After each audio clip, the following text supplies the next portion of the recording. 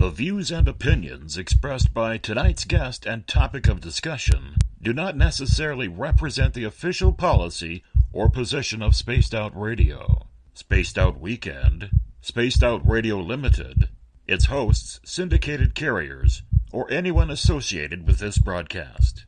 Any rebroadcast, reproduction, or other use of this broadcast or podcast without the express written consent of Spaced Out Radio or Spaced Out Radio Limited is strictly prohibited. Listener discretion is advised.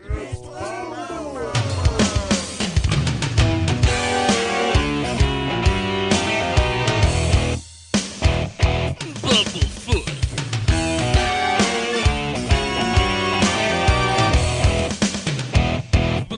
Bumblefoot.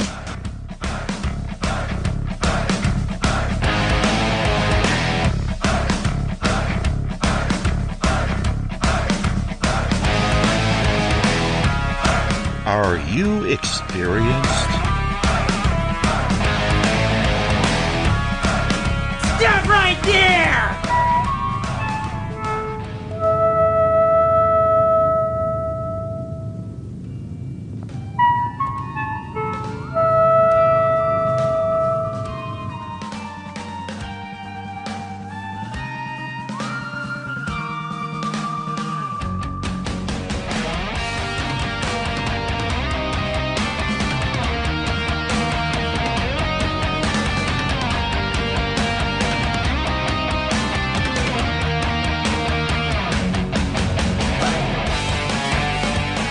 From high atop the mountains of British Columbia to you, listening around the world, this is Spaced Out Radio with host Dave Scott.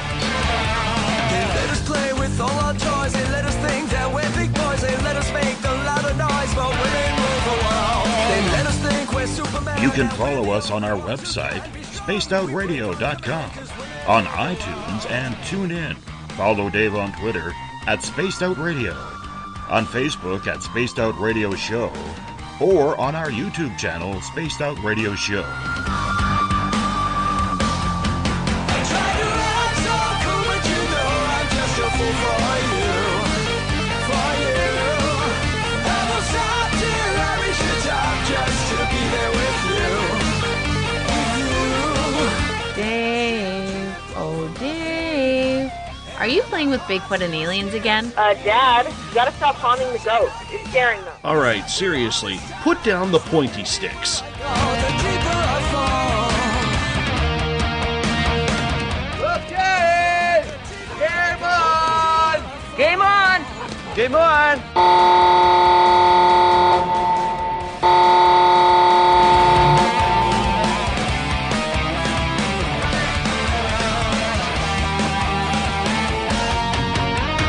The password is... Alright. Buckle up, space travelers. It's time to go for a ride on Spaced Out Radio. Mr. Bumblefoot, Dave is ready for liftoff. I try to act so cool, but you know I'm just a fool for you. Seriously, Dave? Really? Aren't you a little old for a tinfoil hat? Hello, Toby. Bye-bye. Love you. Bye-bye. Please take your seat above us. We will be able to prepare for pickup.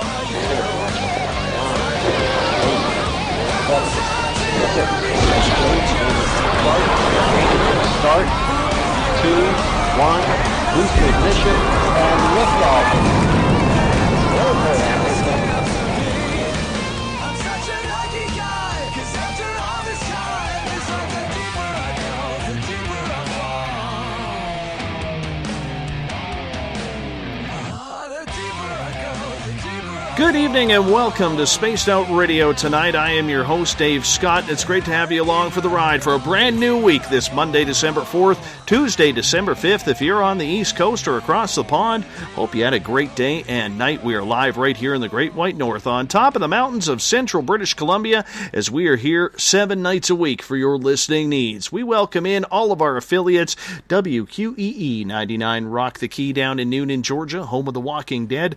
We are live as well on the United Public Radio Network, 107.7 FM in New Orleans, and over 160 countries around the world. We are also live at spacedoutradio.com, Spreaker, KTLK, The Fringe FM, Renegade Talk Radio out of Las Vegas, the High Plains Talk Radio Network, and if you're listening in on Revolution Radio, remember the Double R Machine is a donation station financed by you, the valued listener. Head on over to freedomslips.com and donate today. Like our music, get your horns up for Mr. Ron Bumblefoot THAL, formerly of Guns N' Roses, currently of Art of Anarchy and Sons of Apollo. Bumblefoot is the official sound of SOR. Hey, we're all over social media. Give us a follow on Twitter at Spaced Out Radio. On Facebook, Spaced Out Radio Show.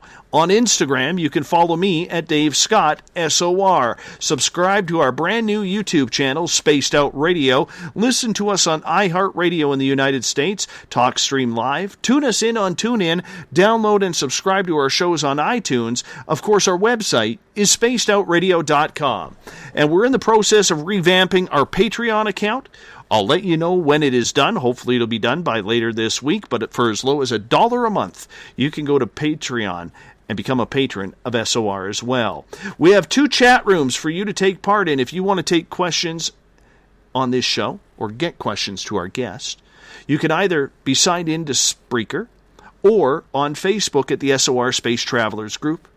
Or if you're on Twitter, just use the hashtag SpacedOutRadio, and I will get to your questions and comments in there as well in real time. Now, if you head to our website, for $5 a month, you can become a member of the SOR Space Travelers Club.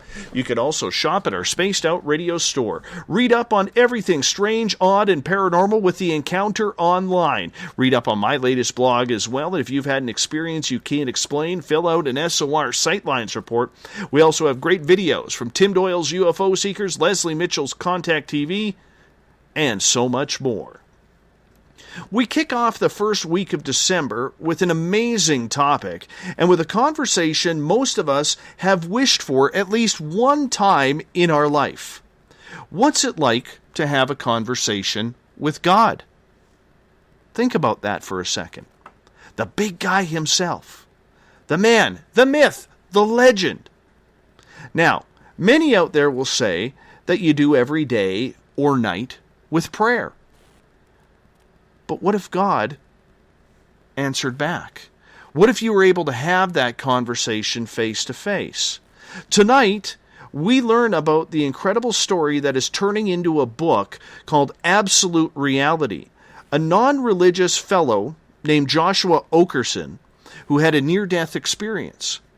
And it was a vivid dream as far as he can remember, or was it a dream? That's for you to decide. During his time when he was on the other side, Joshua said he was able to have a conversation with God himself. Joshua, welcome to Spaced Out Radio for the first time. We are very excited to have your story shared with us on our show to kick off December. How are you? I'm good, thanks. I appreciate it. Thanks for having me. We're very flattered to have you here as well, because one of the things that we love to do on this show, Josh, is we love to have real people come in and detail their real experiences. Now, as far as I know in my research about you, you aren't an overly religious guy and never have been, have you?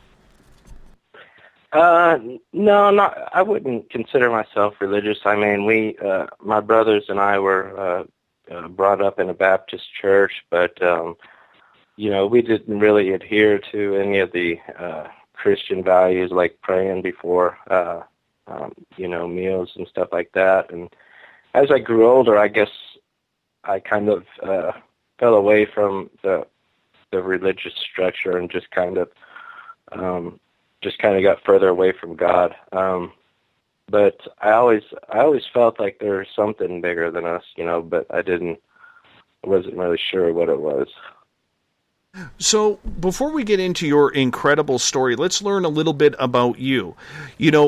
you say you grew up in a Baptist household, but you went to church, but it wasn't something that you took very seriously in life. Why didn't you take it seriously at that point? Was it just regular growing up that it wasn't something that you just did? You did it for your parents or your grandparents? Well, I think my age, had a lot to do with it. I mean, I was fairly young, so I probably went, 10 years old up until, actually probably before that, maybe like 5 up until about, 12 or so. So, and I didn't really take it seriously because, I heard so many different religions and out there, and the things in the Bible, all the things that are supposed to be true are I found kind of conflicting, I guess. So I guess I just didn't really take it like really seriously. I kind of just thought for myself. So were you not, you mentioned you were brought up in a house that believed in God. Was that something that was always indoctrined in you growing up as a child, that there was a God, there was a heaven, there was a hell? If you're good, you go up, and if you're bad, you went down? Yeah, I mean, that's what was preached and throughout my life. But I didn't really question, everything about that until, up until a few years ago, when I really just kind of took a moment to reflect on my life, because in 2011 we had a real bad tornado here and just wiped out about a third of the town. And, that was probably a hard time in my life. And then, that's kind of when I started reflecting and realized that, if there is a God, and I believe there is, I want to know who he is from him, not the third party, so to speak. So was it something when you were growing up and then you started getting older and realizing, did you ever question your faith? Did you ever wonder if this was real or just some fallacy led by religious leaders? Well, I like I said, I always believe like there's something higher than us. The principles, word for word in the Bible, yeah, I began to question that because so many different,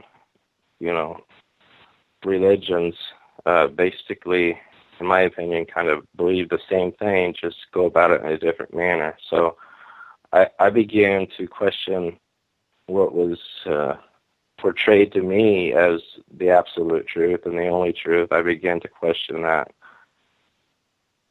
So at what age did you start questioning your own religious faith and wondering what was to it if there were so many other religions out there? Probably shortly after, sometime around 2011, 2012, whenever I got my own apartment, because the house I was living in up until that point was partially destroyed by the tornado. So once I got in kind of my own place and, had my own quiet space all day long, and I kind of looked back on my life and why things went like this and why some people's lives are bad, and that's probably when I began to question what exactly, is God all about. Now, did you grow up with religious friends? I know for myself, I had a couple of friends who went to church, but even though I grew up in a very religious town, Sundays were for more sports and playing outside, enjoying a nice day outside, whether it was playing street hockey or baseball or football, rather than, in our minds, wasting time on going to church in the morning. Yeah, I think that it was just I think it's a common thing for people who are raising kids, to go to church, and a lot of people who are Christians, they'll go to church, every Sunday, but act completely different and look at life completely different once that hour is up. So But I had a few religious friends, but my best friend is an atheist, and I've been friends with him for 20 years probably. So I had a couple people that lived around me that were religious and went to church went to my church, but it was probably half and half. So when you started questioning your own faith, what was going through your mind? You mentioned you had survived an ugly tornado that had torn down a third of your town where you live in the Midwest of the United States. Take us through that anger that you had in trying to figure out why this had happened to you and what was battling through your mind at this time. Well, I was actually in college at the time. I was taking some online classes, and I was probably about seven classes shy of getting my bachelor's degree in criminal justice. And, when that tornado came, it took the power out. It took, the internet. So I couldn't access my classes or do any of my homework. So I had to drop out for a little bit. I moved up about 20 miles south of Joplin, and in my aunt's old house, stayed there for probably 4 or 5 months, and then moved back here. And ever since the tornado, I've been kind of bouncing around, and I really haven't had a place to call home, really. And then, I had to drop out of school, and I was just kind of, it seemed like a few events in a row all seemed to kind of hit me at the same time. It was really hard to deal with that, along with everything else. So it was just a few things that were going not the way I wanted in my life, and that just made me kind of step back and kind of look at everything and, see where am I going with my life and what my purpose really is. At what point did you get angry? At what point did you say, I've had enough, or have your screaming match with God? I think as a youngster, in your 20s, I think we've all done that. I remember doing it absolutely clear as day, when I was 25 years old, when I had my first real blow-up argument with God. Did you have that anger-filled shouting fest? No, not really. I mean, I have had it before, a few times, but I never really got angry. Like, I'm probably the person that, is least likely to get angered very easy. But I was frustrated, and because I felt like I was doing everything right, everything that a human being's supposed to do, care for others, be kind to people, things like that, always putting others, even sometimes before myself. Yet, I never seemed to reap any reward from it. Never seemed to get anything positive out of life, I guess. So it was in 2015, October 2015, that's when I just really became, frustrated to the point where I wanted some answers, and I needed to know because I didn't know where my life was going, I guess. No, I absolutely agree. I remember my situation clear as day. My daughter was about 4 months old. It was 1999, and I remember she woke up in the middle of the night. And I was a very hands-on dad, and I loved getting up in the middle of the night with her. It just made me feel so much a part of the experience. And I remember when my anxiety hit on it, where I was rocking her to sleep one night, and I gave her a kiss on her cheek, and I was sitting on the floor, just kind of, I was walking around the hallways of the house that we had, and I remember I said to her, Daddy is going to be with you forever. And then almost instantaneously, I realized that I had lied to my daughter, that I wasn't going to be there forever with her. And I started having an immediate emotional breakdown because I realized right then and there that there was going to be times that I couldn't protect her, that I wouldn't be there for her. And there was going to be a time when I was going to die and she would have to continue on without me. And I don't know what set me off, but it absolutely freaked me out. I couldn't get back to sleep the rest of the night. And a few weeks after that, I actually had a very loud screaming argument with God about why kill us? If we're supposed to be your creation, why kill us? Did anything like that, having that argument about life and death, ever come into your mind when you thought about a lot of the tragedies that happen and a lot of the bad things that were going through you? Oh, yeah. I mean, I thought about death a lot of time. I mean, I've struggled with anxiety most of my life, and you know, I've always had the fear of dying. I've always had the fear of just some of the worst things that can happen to you, being paralyzed or something like that. Just frightened me, really frightened me. So, yeah, I did wonder, you know, where exactly we went when we died, if I were here, things like that.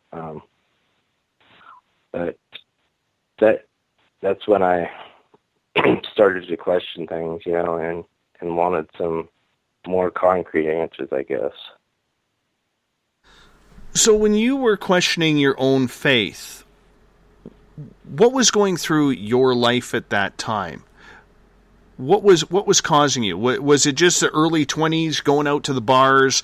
You know, I know you're in college where you live in the college lifestyle, but, you know, deep down, your brain was thinking, you know, geez, am I supposed to be doing this? Take us through that. Well, I mean, I used to drink like every night. I did for about 10 years, and shortly after the tornado, I stopped. And I was trying to do everything right after the tornado. I was trying to, you know, kick some of the bad habits I had. You know, tried to treat people nicer, tried to, you know, work hard and all these things. And it didn't matter what kind of good I did. I didn't seem to see any result of my good doings in my life. As a matter of fact, it seemed like the better I tried to be, the worse I felt. So, and I didn't really have a direction, you know. I mean, I just didn't know where my life was going. I had no idea what I wanted to do in life. I didn't know what I wanted to be. I didn't know what I wanted to do for a career.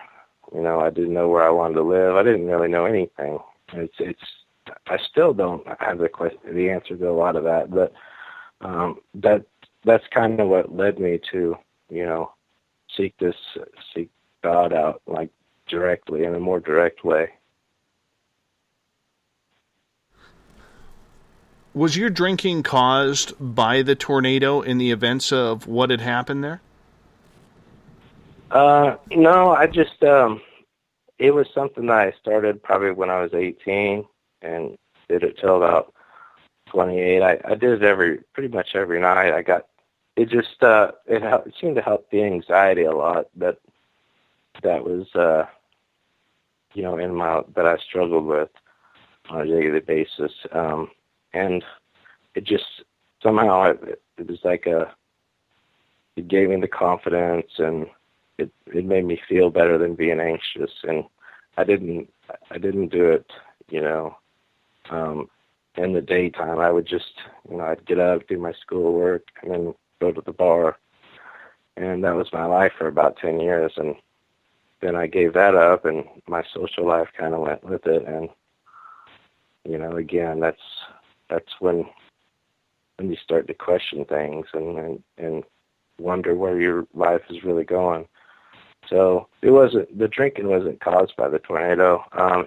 Actually, it was probably eradicated by it, because shortly after that, you know, I realized how how fragile life was, and the fact that I probably, had that tornado been half a block over to the north of us, our house would have been gone, and we would have been in the main funnel there. But it was just enough to where it didn't go completely demolish our house, but it did create winds that took a tree through the back of the house. So it couldn't be lived in for a while renovations were going on. But I guess, the alcohol, I just kind of asked myself, this isn't where I want to be if something bad happens, because I've been wasting 10 years drinking. I haven't really got anywhere. As a matter of fact, I had lost my license because of it. I've got a couple DWIs. So it was causing nothing but trouble for me, really. And I think the tornado and the fact that I could have been killed, it kind of dawned on me, maybe we need to start doing things a little different with my life. I can fully comprehend with what you're saying with that, because earlier this summer I nearly lost my house to a forest fire. And I was evacuated from my home for 15 days, and there was nothing more stressful for me that I've ever had in my life than that moment. Right then and there was wondering, if you had a home to come home to or not, because they weren't releasing the details if we were okay. I was lucky enough to have my neighbor, who's a firefighter, keep me abreast of the situation, but it was nonetheless scary. And yes, the fire came within 2.5 miles of our house, but damn it, that's close enough. You know what I'm saying? So I understand. I understand the complete trauma that you were going through this tornado. Now, you've mentioned this tornado a lot in the first 15, 17 minutes of the show. I would love for you to explain to our audience what happened with that, because a lot of people are like, well, there's a lot of tornadoes. Which tornado is he talking about? Could you explain the events around that, where you were, and how it affected you? Well, if they Google, if you was to Google the Joplin tornado, you would automatically, see tons of information. It was the second deadliest tornado in U.S. history. It was the single costliest tornado ever recorded. It was an EF5, the largest category tornado that can get. So yeah, it was very, very devastating. It killed over 160 people in Joplin. Some of them I knew. But yeah, it was the most devastating thing that's happened to this town that I can ever remember. So when that tornado hit, did you guys have any warning whatsoever, or was it one of those things that had happened out of the blue in the middle of the night? Actually, we had a pretty good warning system. Thing about it is we live, Joplin and a few other states are in what's known as Tornado Alley. So in the springtime, or spring and early summer, May, June, around April, May, June, around those months, we get a lot of the sirens going off. But people are here kind of used to that during that time. And I don't think a lot of people took it serious, the alarms when they went off. I think most people are like, well, it's probably just funnel cloud or high winds. But the sirens actually went off 3 times, and we had quite a bit of notice. The thing about it was, the weird thing about it was, me and my mom, for some reason, decided to go for shelter that day. And 90% of the time I do what everybody else does and just kind of look out the door, hear the sirens, and ignore them. But that day, I felt something was different, because I went outside and I seen these. It was very, very calm because the tornado hadn't hit yet, and there was these single randomly dropped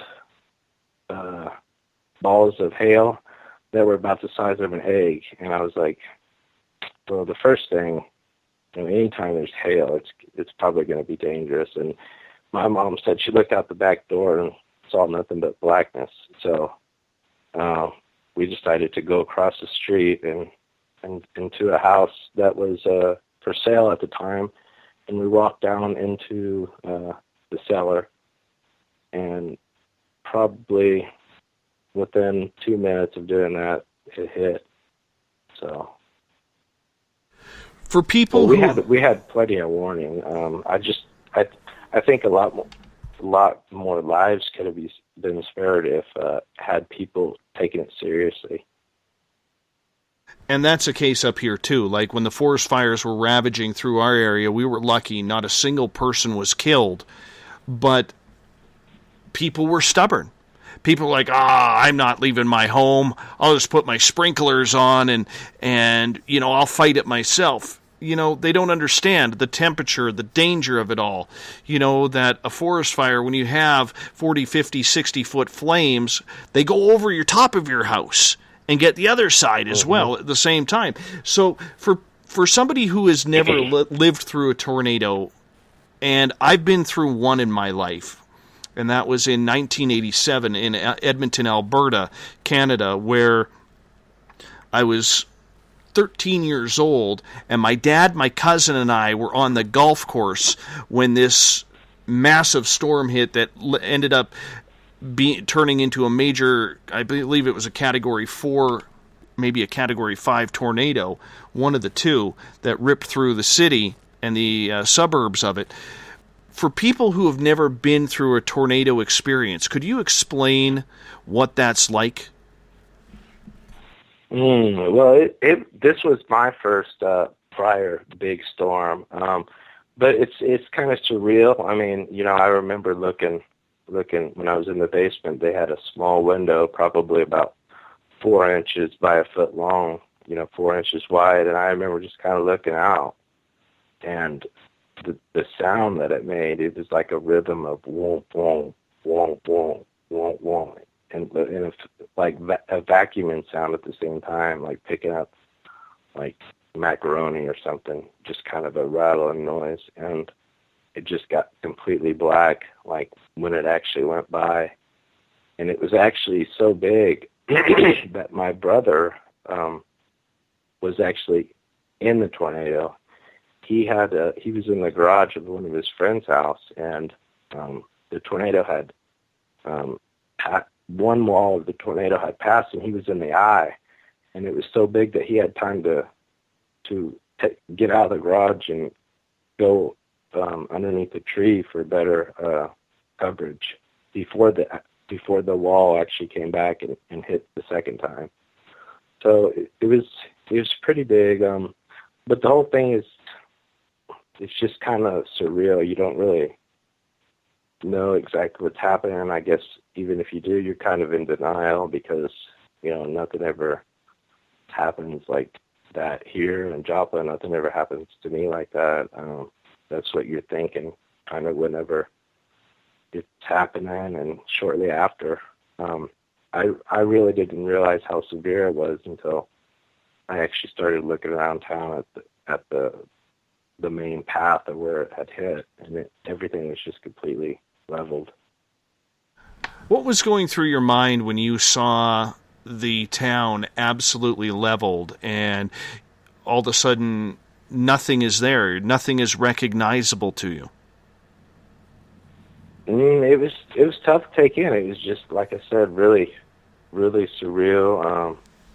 You feel like you want to do something, but you really don't know what to do because you can't recognize anything, and you don't know if people need help, or so you just kind of let your instincts kick in. And what I did was just kind of go down the streets that were close to me and check people's houses, their basements, or inside what little was standing, to see if I could just find people and see if I could offer any kind of help. That's basically what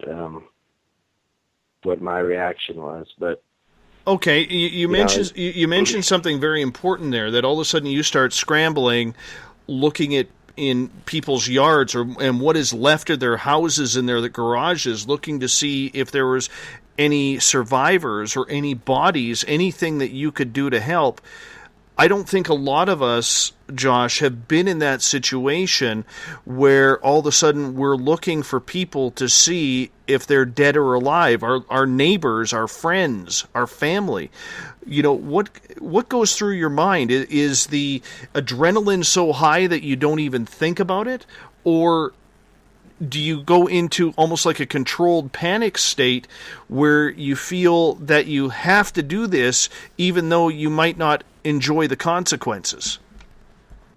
I think it's more of for me, it was more like a adrenaline type deal. I didn't really think about what I was going to find or if I found anything. I just knew that, there's got to be people trapped. I mean, this is nothing but debris. And fortunately, I didn't find anybody, but, I mean, some of the people and what they found was just, I don't know if I could ever erase that from my memory. I mean, if I talked to a couple people working the paramedics, and some of the things they told me that happened were just, I don't know if I could continue being a paramedic if I ever seen that. But it was more just kind of like an instinct. I didn't really give it much thought. I just knew that, I had to do something. I just couldn't sit, in my partially destroyed house, and relax. I had to get out there and at least feel like I was, helping, even if I didn't find anybody. A traumatic insight indeed into, something that leads you to question your faith, leads you to question why are things like this happening, doesn't it? Like all these questions now start to roll through your mind. Yeah, definitely. Something like that. Just, I think that everybody's kind of thought about why we're here and is there a God, but things like that definitely reinforce that question and make you think about it more. I think anything bad that happens, a lot of people want answers, and sometimes the answers aren't all that easy. But we try to make sense of things bad that happen in our society. We try to make sense of those. So now, personally, you had mentioned that you lost a number of people that you knew in that horrific event of the tornado. How many people close to you did you lose? Well, thankfully, I didn't lose anyone real close to me, but I did. Two of the people I went to school with were. One was immediately killed, and one succumbed to his injuries a few days later. But I think they were both maybe a year, maybe two younger than me. And, I remember one of them especially was probably the nicest guy that you could meet. Just real laid back, probably the least person you would think that deserves to die, But, he was gone just like that. It could have been me. It could have been anybody. I'm just thankful that one time, one of the few times I've ever taken cover, was actually for a good reason. And I didn't just, had I blown it off, I mean, there's no telling what could have happened. I don't know how strong the winds were, right around my house, but they were obviously strong enough to pull a huge sycamore tree, down and crash to the back of our house. So, and that sycamore tree was huge. It weighed tons and tons. So, I don't know how fast the winds on the outside of a tornado would be, but I know that the winds inside of it were in excess of 300 miles an hour. In fact, some of the people that came here, we had reporters from all over the world. Brian Williams, he used to be CNN, I think. He came out here. The President Obama actually came here. But some of the people that study tornadoes said that those winds, that that they've never seen winds that high before. They almost called it an EF6, which there's no such thing as an EF6, but they said that the winds were actually faster than any EF5 that they've seen. So they almost called it like an EF6. So the winds were definitely phenomenal. So every time you hear the sirens now, are you getting out of the way? Are you going to shelter? Did that change you from that moment forward? Well, yeah, I definitely, I don't go for shelter every time. I kind of look around, but I mean, I should probably go to shelter every time, but I definitely take it a lot more serious. And, you know, the city has actually taken it a lot more serious too. They don't sound the alarm, they don't sound the sirens anymore for just like a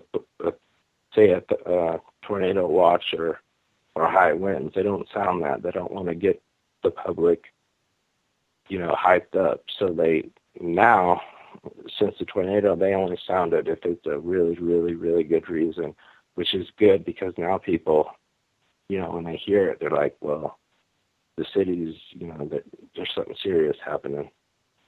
So I think I think it's definitely made me more aware, and in addition to with the city only doing it and you know, horrendous circumstances, I think that it's helped both of us. Let's move forward. And this really turned you, could we say, agnostic? That this turned you, this event? Yeah, I wouldn't say agnostic, but certain things didn't seem to make sense like they should. I mean, I couldn't make any sense of this tragedy, and if you know, if God was a loving God, why would He, you know, take take people that didn't deserve to die, or people that were just in the wrong place at the wrong time? You know, why would He allow such things to happen? So it made me question things, but I wouldn't say that I gave up on God. I mean, I still kind of knew. I knew that there had to be something bigger than us. I just didn't believe. I couldn't believe that the world came from nothing, which is the Big Bang or something like that. It just didn't make sense. Intelligent design made more sense than just, you know, our world came into existence from a freak accident, you know, and it's, you know, it developed into a complex world and universe just from a Big Bang, and I didn't see that feasible. But it did make me question things. Yes, and that was my next question. It did make you question your faith, though, everything building up to it with the tornado kind of culminating and everything. Am I correct on that? Yeah, it did. You know, suddenly God didn't seem to make as much sense as in the Bible, you know, and it's not just that single event, you know, it's several things that we look at that, you know, you can't really explain or you don't understand. We seem to question, you know, God, especially if you're religious. Even religious people, you know, they'll question God at some point in their life about why things are happening the way they are. Well, that brings up a good point, though, because now that you're starting to question everything, were you finding the answers that you were looking for? What were you seeking for in those questions? Well, I was tired of hearing politics, tired of hearing how we should act, how we should behave, what to believe in. You know, it's just, when you look at it, I mean, it's basically just somebody telling you that all this stuff is true, you know, all this Bible is true, just only believe that. And it was like, well, how is that any different than any other religions? I mean, and if my parents are forcing me, you know, to believe this, before I'm even old enough to think for myself, is that not taking away my free will to decide for myself? So it made me really suspicious of exactly who God is, and what how true the Bible is and how true other religions are. There became a lot of uncertainty surrounding God. I mean, like I said, I knew that something was there, but I didn't really know who this God was. I only knew what I had been taught, what I had been told in church and stuff like that, and in school. And I didn't want that definition. I wanted God to tell me. And at that point, when you started questioning your own faith and questioning what God was all about, is that when you started really learning or taking notice of so many other faiths out there? Because in reality, I believe the count is around 5,000 different gods on this planet that people worship. Yeah, that I could believe that, definitely. But yeah, it kind of opened my eyes, especially like some of those bigger religions like Buddha. I forget how many millions, I don't know, maybe billions of people are in that religion alone. I mean, are they damned and doomed to go to hell? I mean, just because they believe slightly something different? I mean, I think that most of us are all kind of serving the same God. It's just how we define that God just is the only thing that differs. So when you started looking through all the different faiths and seeing how many different gods were out there, were you questioning which one you should believe? Yeah, that's probably when the first time I actually looked at other religions outside of being a Christian, and Catholics, of course, around here. But that's pretty much the main religions here in the United States. But when you start actually looking for them and searching them, there's more people that actually believe in Buddha than there are Christians in the world, and it got me thinking. Now, God's not going to send the majority of these people to hell. I mean, just because they portray them slightly different, and it just made me question, well, which one's right? I mean, if you look at it, Christianity is probably one of the newer religions in the world, and some of those other religions, I don't know how far they date back, but millions of years probably. And who's to say that this religion and the Bible is the only correct way, and there cannot be another right way. This is the God. This is everything He is. I mean, it just made me it made me question everything I was told, really. So let's start leading up into your experience. What happened to you leading up to your near-death experience? Take us through that day, the previous 24 hours, let's say. Okay. Well, I'm not sure that it resembles a lot of the characteristics of a near-death experience, but as far as I know, I was in good health and things like that. So I don't think I was near death actually, but I do think that I somehow went to the other side. As a matter of fact, I know I did. But that day, it started off like any other day. I was just, just questioning things still, trying to find some kind of direction. And,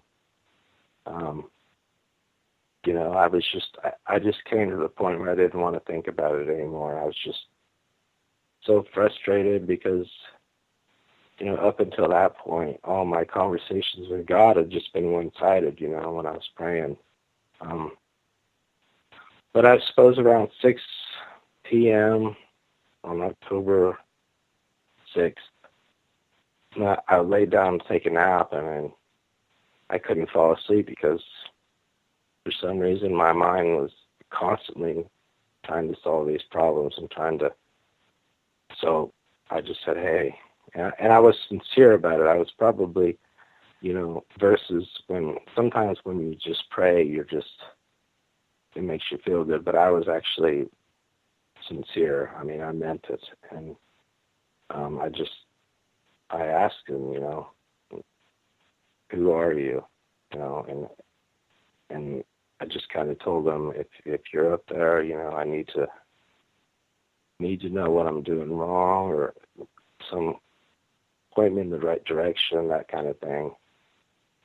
And then that's when I asked him that question, who he was, and then I felt myself be taken to another place. It was instantaneous.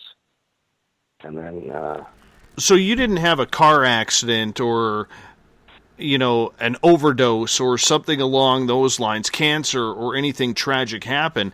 This is just something that you had almost been praying for years to learn. Yeah. It was something, it was something that that I'd been praying about for years, but I don't think I was ever as sincere about it as I was at this point, because I just completely emptied my mind, and I was just honest with him, and I was sincere about it. I really needed to know, who he was. And that's kind of when, that was pretty much when the whole experience happened.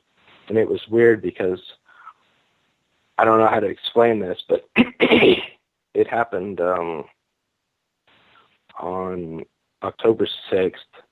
And the next memory I have after going to this place, talking with God, and then the next memory I have here in my body in this world, it was almost 3 days later. So I don't know exactly what was happening down here, but I have no recollection of my body or anything, and for almost 3 days. So that's something that it's really hard to explain, but that was my first memory, because I remember getting up, and my mom had called, and she said, are you ready to go to your appointment? Because I had a doctor's appointment on, I think it was that Friday, and this was Wednesday whenever I spoke with God, and I said, no, Mom, that's not until Friday. She said, it is Friday. And I looked at my phone, and I was like, what in the world? So that's something I can't really explain, but for a lot of people that we've had on this show, Josh, when they have some sort of missing time like that, usually it involves extraterrestrials and not, the Alpha and the Omega himself. Well, I don't know. Like I said, I prior to this, I never really knew. I had a vague understanding of what a near-death experience is. I mean, extraterrestrials, I never really studied them. I never really studied UFO sightings or anything like that. So this is by far my first paranormal experience, I guess, if you want to call it that. So, yeah, I was, I didn't know what to think after that, after I had came back to this reality and I thought about going to my appointment. I still can't really make sense of it now, but, that may always remain a mystery. I don't know. I should have had some cameras recording me if I would have known. Well, I know. We all would have had cameras for our experiences, my friend. That I can tell you from a personal section and a personal incantation from my own experiences that I've never had a camera too as well. We only got about 2 minutes here before we are going to go to break. So before we do that, I do want to mention or ask you, in regards to the experience, were you just laying on your couch questioning everything? Did you have music blasting? Did you have the TV on? Where were you when this was happening? I was in my bed. I had laid down, like I said, I was, for some reason that day was particularly hard for me. In other words, I was thinking about things more than usual. I mean, up until that point, I had been dwelling all my life and trying to figure out direction. But that particular day was quite a bit harder for me than the days prior to that. So I had went into my bedroom to lie down because I was just kind of exhausted from just thinking and running around in circles, and that's where it happened. I was actually planning on taking a nap. I didn't even plan on any of this happening, but as I couldn't turn my mind off, and these things just kept popping up, and I just got to the point where I was like, hey, I need to know what to do here. So did you just fall asleep, or was it like a meditative state? It was neither. I mean, when I asked that question, everything changed. It was like completely. I was somewhere else, completely somewhere else, and this place was a million times better than any good feeling we could ever experience on Earth. So, although I couldn't really define this place when I first got there, I knew that one, I wasn't dreaming, because no dream is ever this real. This reality felt more real than the reality I'm in now. So if anything, this reality is the dream. I guess I could have been sleeping, my body could have been, but my conscience was somewhere else.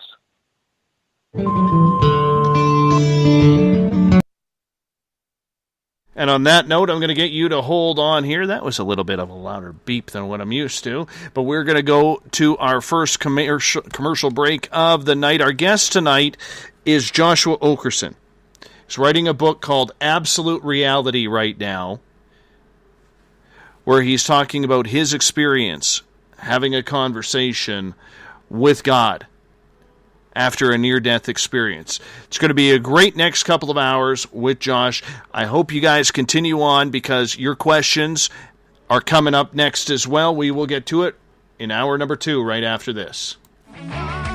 Hey, space travelers, it's Joe Roop, your host of Spaced Out Saturdays. Come join me as we explore the realms of the paranormal, the esoteric, and everything in between every Saturday night at 9 p.m. Pacific, midnight Eastern.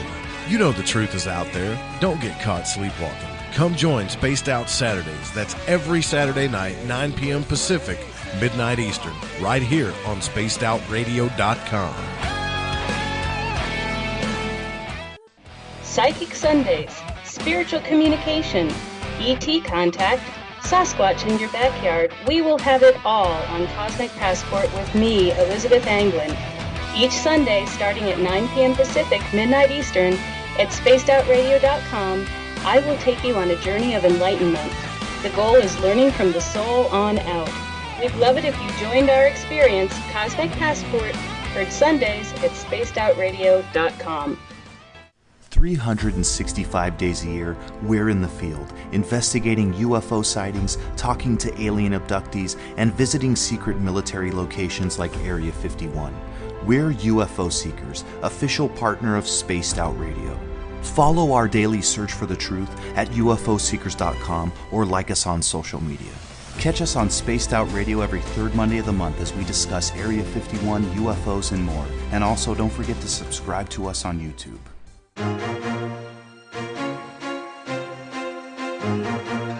From coast to coast to coast, Blacklight Uncharted is taking on the paranormal across Canada. From ghostly hauntings to the UFOs flying above in conjunction with MUFON Canada, we're closely investigating what's going on in the northern skies and checking out the apparitions that walk among us. Check out our videos right here at SpacedOutRadio.com. We want to know your thoughts, we want to hear your experiences, and we want you to share your stories. The answers are out there, and we intend to find them. Would you like to become one of our space travelers? All you have to do is click on the Space Travelers icon at SpacedOutRadio.com. For only $5 a month, you can get access to some great prizes, as well as private monthly shows, newsletters, and a members-only section on our website. Become a space traveler today. It's paranormal news at its finest. Welcome to The Encounter. At SpaceOutRadio.com, The Encounter Online is SOR's trusted news source for everything weird and strange going on around the world. This is news editor Eric Markham. Our team of journalists are scouring the planet for those strange stories that rarely make the mainstream. No fear-mongering or fake news here. Head over to spacedoutradio.com and encounter the encounter. Want to learn more about aliens, cover-ups, conspiracies, cryptids, and the paranormal? All you have to do is tune in S4 as we take over Spaced Out Radio Night, starting at midnight Pacific, 3 a.m. Eastern, each and every Saturday night, right after Spaced Out Saturdays.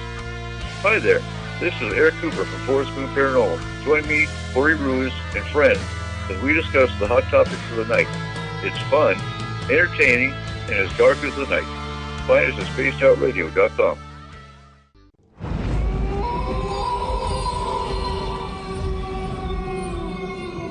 Hey, this is Canadian Paranormal Investigator Mike Moore.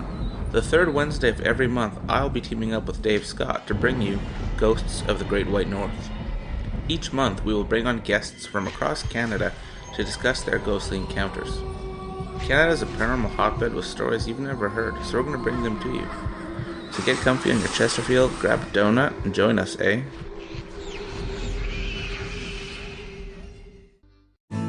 Are you an experiencer? Have you had run-ins with strange creatures you can't explain?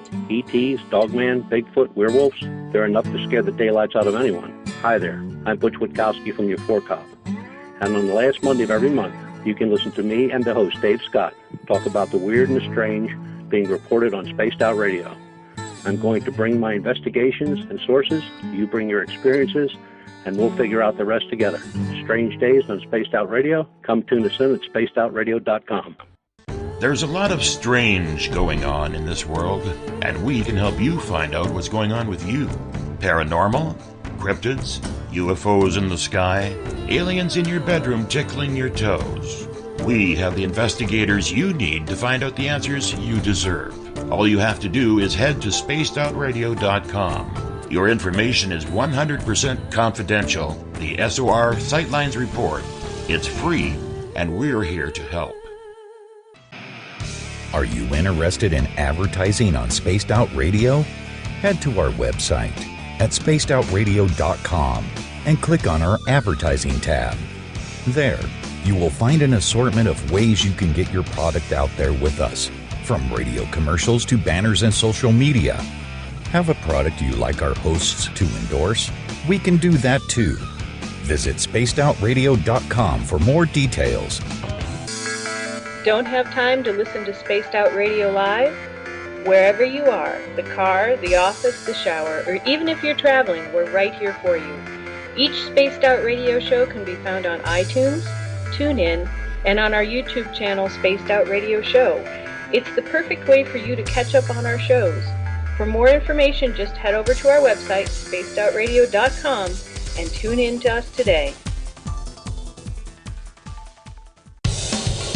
Do you want to know what's really going on in your world? Do you have questions about who you can trust in the mainstream media?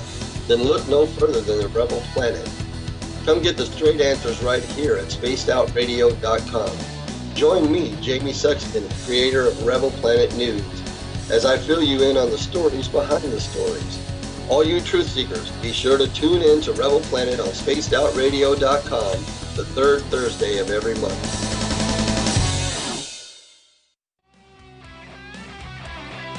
The views and opinions expressed by tonight's guest and topic of discussion do not necessarily represent the official policy or position of Spaced Out Radio, Spaced Out Weekend, Spaced Out Radio Limited, its hosts, syndicated carriers, or anyone associated with this broadcast.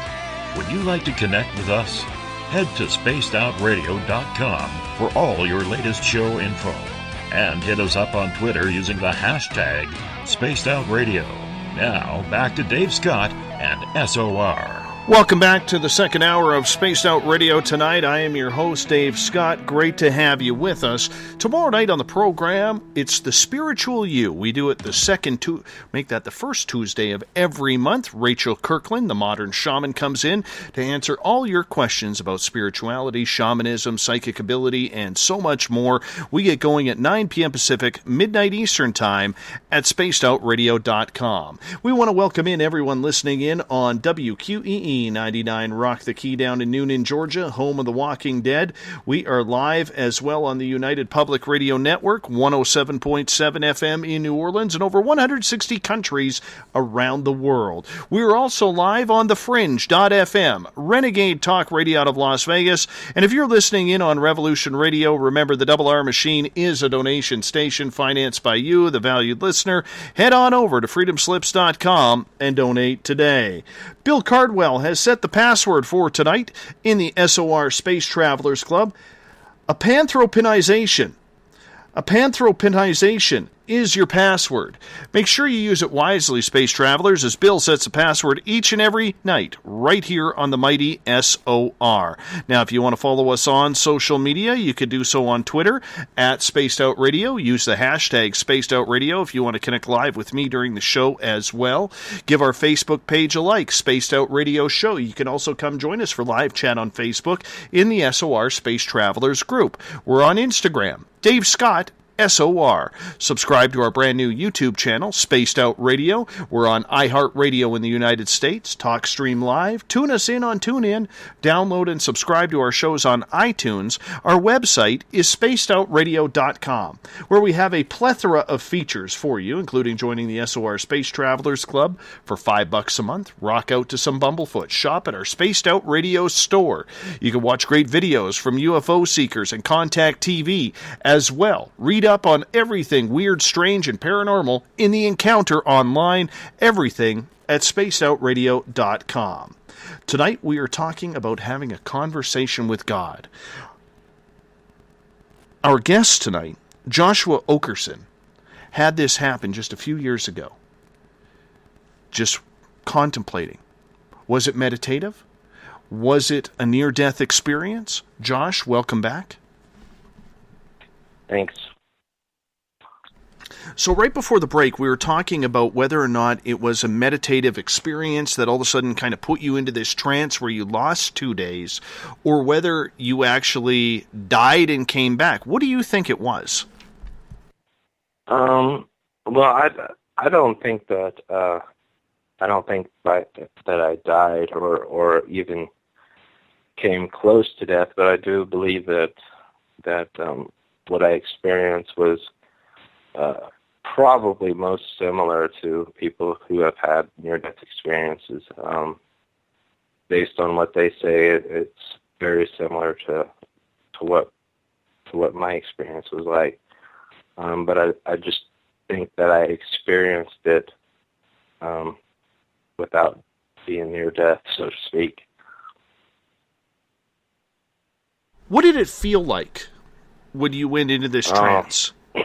Tell us what you were feeling when this started to happen. Did you know what was going on? Well, not at first. I didn't question it because like right when I felt myself like my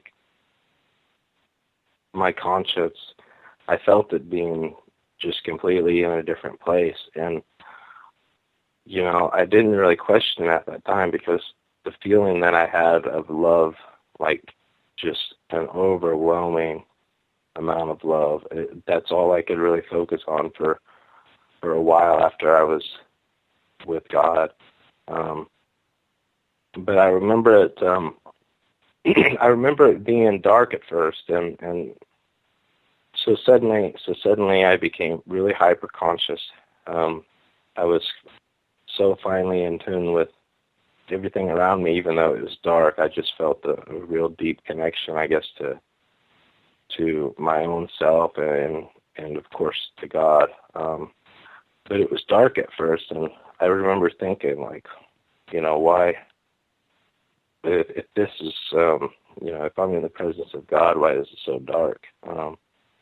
But then I realized that once I thought of a thought, whatever I thought about happened. So initially, since I wasn't thinking about anything particular, I guess that darkness kind of mimicked that because it's associated with nothingness. But as soon as I thought of light, then everything changed and everything was bright. It was like I just remember seeing like a piercing, almost blinding, overwhelming bright white light. And it wasn't so much the brightness that got to me. It was what I was feeling at the time, what it was projecting, and it was just nothing but like complete. And this is probably the time I get choked up is explaining this, because I mean, I can't really compare it to something. It's like you're the only one in the world and everybody loves you. And I actually made a reference to that in my book. If I had to compare what that love compared to anything here, then it's like everyone in the world loves you and only you, and put that at one end of the universe, and then put God's love just for you at the other end, and you can see that they're not even close to comparison. I mean, it's just, I cannot overstate how powerful this love was. It's just unlike anything you've ever felt here. Couple questions I have for you, and I don't mean these questions to sound ignorant or anything like that, but how did nobody notice that you were gone for 2 days? Like, were you not working at the time? Were you still a student at this time? When did this event happen? I wasn't working. I had been working with my dad, a couple of days a week, but during this time, I wasn't working. I was off.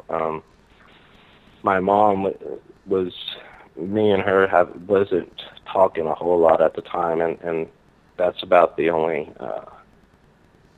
close contact I have. I have a younger brother, but we're not real close. And then all my friends I talk to, but they don't visit or anything. I just mainly talk to them online.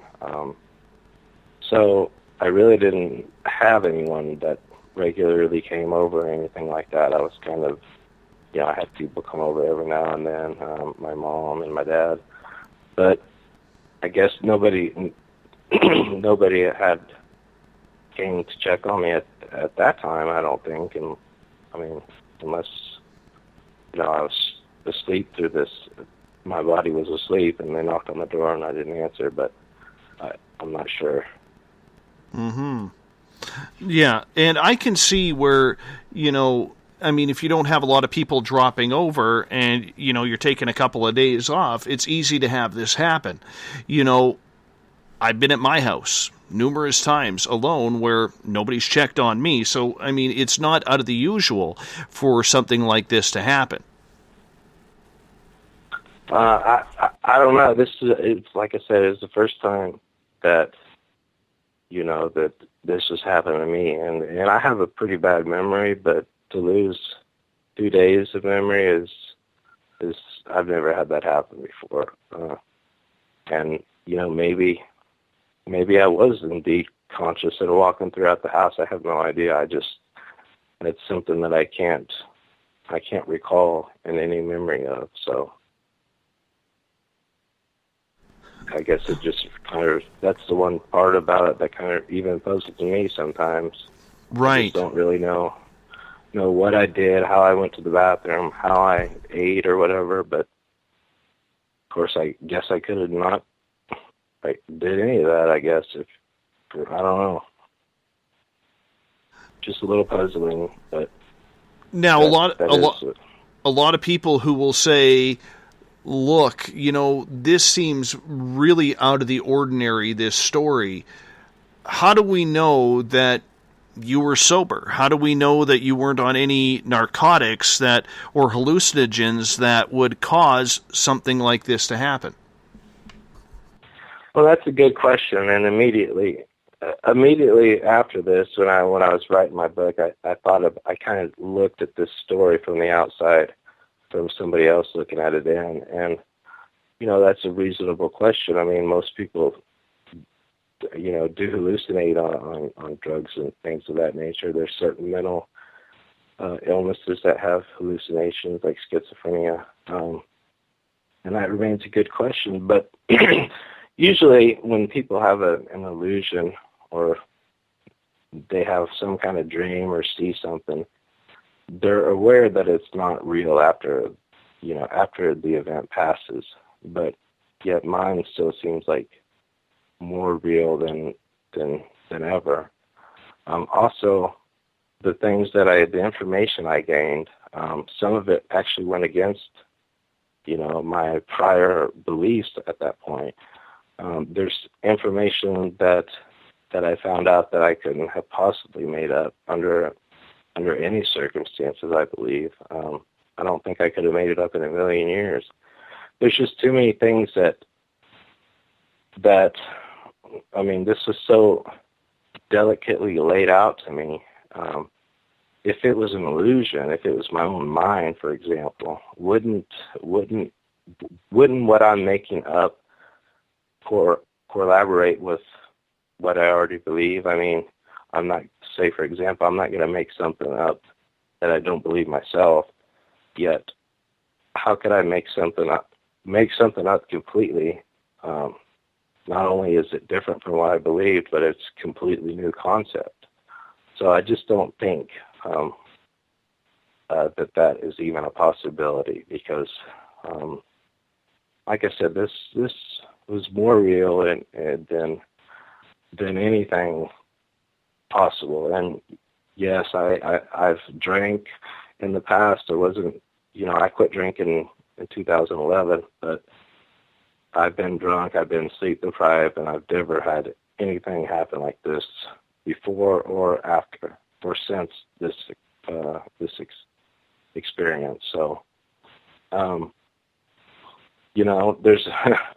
guess there's really no way, unless you were here, to tell if I was on any kind of drugs. But I can tell you that I wasn't sleep deprived. And even if I were, in worst case scenario, I seriously doubt that can still generate this kind of experience. It's just there's too many things that don't support that. So how did you know, as you went off into this state and this trance where everything started off black and then you were able to go through the light, how did you know that you were heading towards heaven? Well, you just, when you're in heaven, everything's like just felt. So I just felt it like I knew that this wasn't the earth that I was familiar with. So the only thing I could, and since I had asked God who He was, and as soon as that left my mouth, I was in this place. I kind of connected. Hey, this. I knew that something was happening, something special was happening. At that particular moment, I didn't know what, but I soon found out. What did it look like from your travels, from when it went from dark to light? Take us through everything that it looked like, because I'm very curious about this. Well, it's not really like a constant ray of scenery like you would see here. It's whatever I thought about was happening. So, and it was all instantaneous. Like I could, for example, I seen my portions of my life flashed on these little, almost like holograms, and there's probably 10 or 15 of them, and each one had a different image of my past life, yet I looked at them all at the same time and could instantly live all of those moments again just by thinking about them. Every question I asked was done through thought and was immediate. There was no delay, and as soon as the question was in my thought and I asked it to God's conscience, I guess, I immediately received an answer back. And at the same time, I was taking that answer and applying it to various parts of my life to determine its validity. And I was doing, may sound weird, but I was doing this, asking a question, receiving an answer, and then, applying that answer to my life. I was doing them all at the same time instantly. So it wasn't just one scene. It wasn't a process. This was what I saw, the things that I asked, the people I talked to were all done in fragments. Like for example, one of the first memories I had, as far as the description of what heaven looked like, is in a wheat field. I saw my best friend's mom, who had died shortly, a few months prior to this experience, and she was in a wheat field, and the wheat was probably up to a little bit taller than my waist, and I just remember her wearing like a all-white dress, and she had some kind of, not a scarf, but something around her neck that was white as well. And I remember she just like looked at me, and I could just tell just by looking at her everything that she wanted to say to me. I already knew it. And then, and she gave me this kind of nod, like I'm okay, basically. And just everything's done like instant. Like, it's not like talking to you right now. I don't have to take time to say these words. It's all done like you. It's like you're connected. Your conscious is part of a bigger pieces, and they're all connected, and all the communication is done instantly. So when I thought of different things, like seeing her and then seeing my life and then asking the questions, I saw several things, but it wasn't a constant scenery like that operate in the space, that operate in the realms of space and time. There's no past and present in this place. It's just now. It's just one continuous moment. So does that make sense?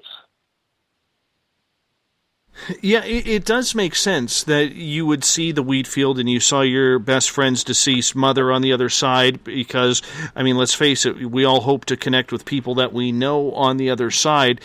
Did any of your other senses start to heighten as well? Your hearing, your sense of smell, anything along those lines? Not really, because the only you have five senses here, but when you're on that side, it's only done through, I guess, you're mentally connected with everyone, so you don't really necessarily need the need for like taste, smell, and touch, because you have a more profound one connection with them. That's way more beyond what these senses have to offer, even combined. Did it feel like you were flying? No, I wasn't flying up. I remember just thinking like of different things, and then they would happen. I would think of my mom's friend, and boom, I was there speaking with her in a wheat field. And then I went to talk to my grandma. But as soon as I thought of it's actually my great grandma. As soon as I thought about her, I was automatically like in her presence and communicating with her through the thought. So it wasn't. I know that a lot of people with near-death experiences, some of them really get into detail, and they describe heaven as a very physical experience, almost like Earth. Like walking down the street, they would describe everything. That wasn't the case for me. Most of the experience were mentally. It wasn't like a physical. Wasn't like a physical world like this, I guess.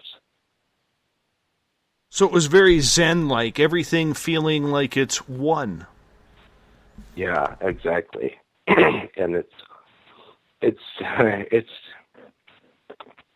there's some parts of this book that I had been trying to explain for 2 years, and maybe I don't suppose that's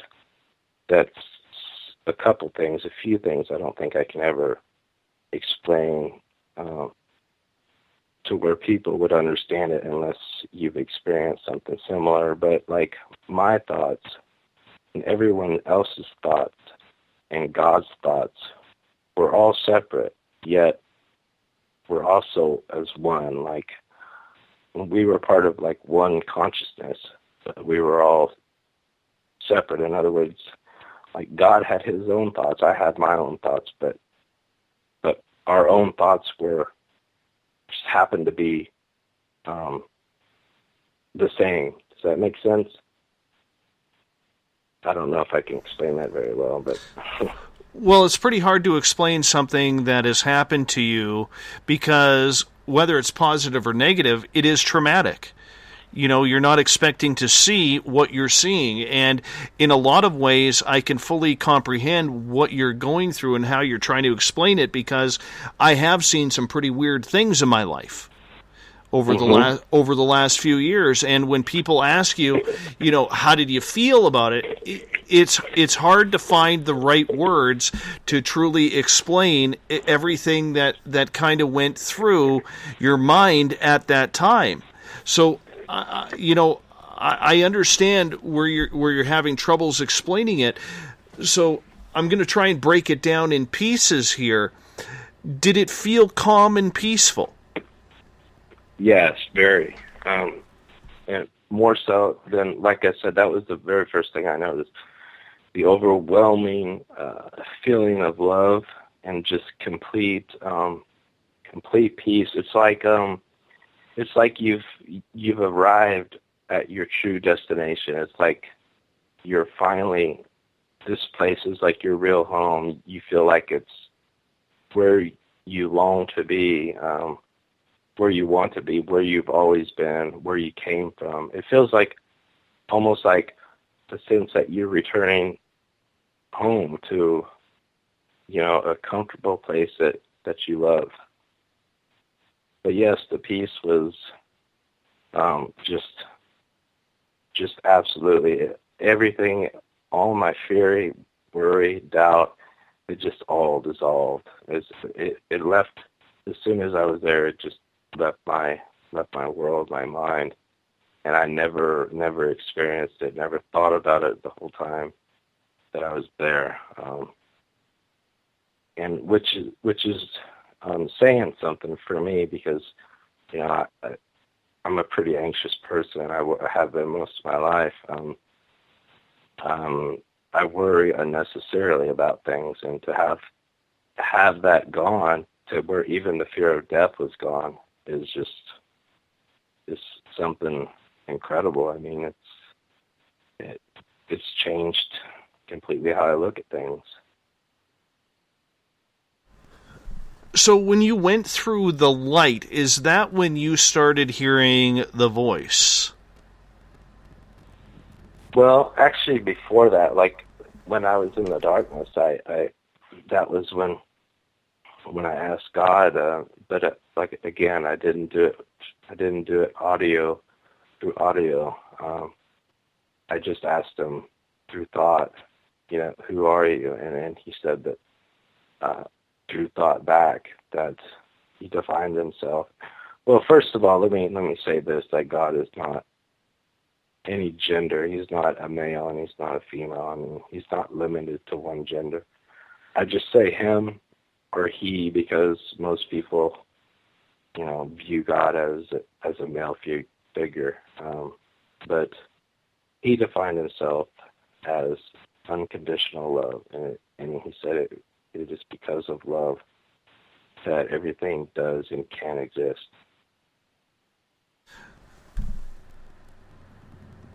Did you hear what a lot of people hear, which is like angels singing, harps playing? No, but again, if I would have thought about that, I could have easily probably heard that. My focus primarily was, you know, here I am in this place. It feels amazing. And my agenda at that time was I am solely focused on the questions I have for God, and I really didn't separate myself very much from his conscience. I didn't really do much sightseeing or go exploring because I had so many questions I wanted to ask him, and that was my primary goal.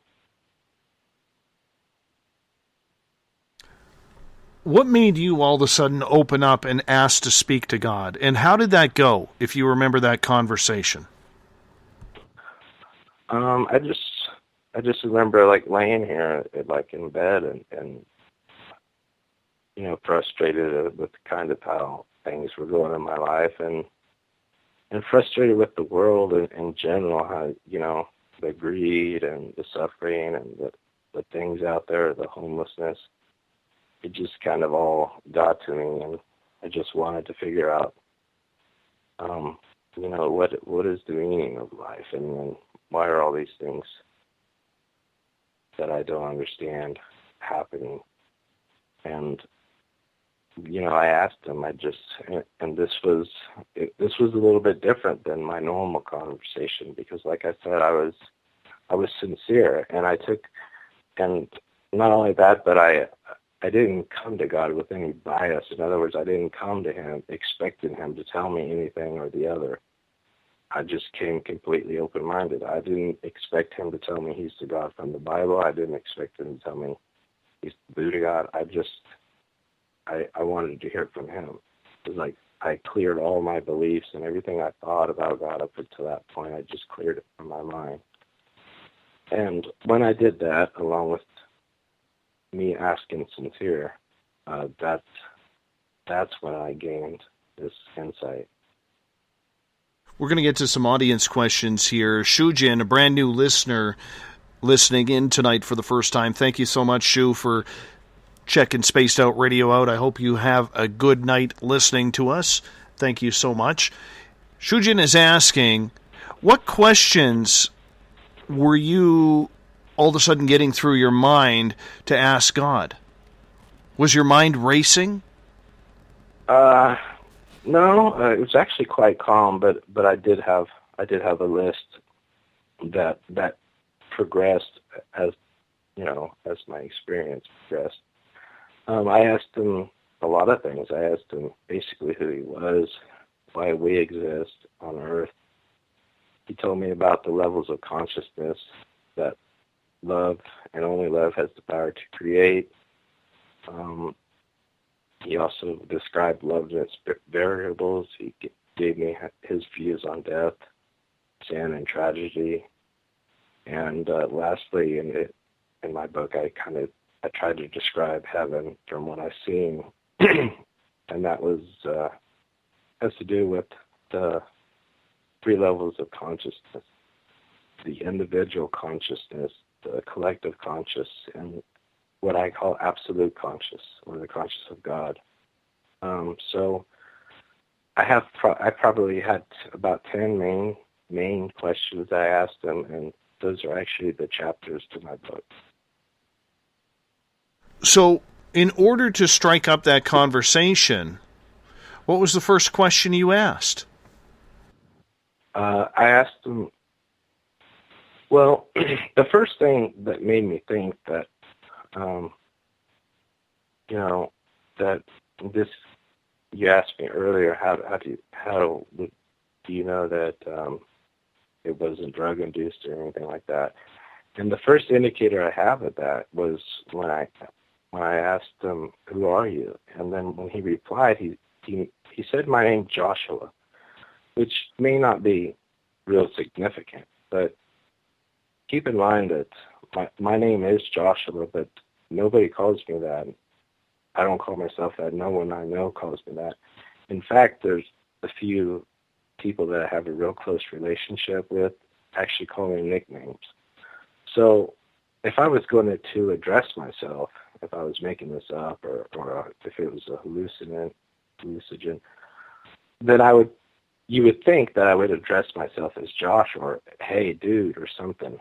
But this entity, God, he used my full name, Joshua, which like I said, doesn't seem too significant, but I haven't heard someone actually address me by that name in probably years, 3, 4, 5 years maybe.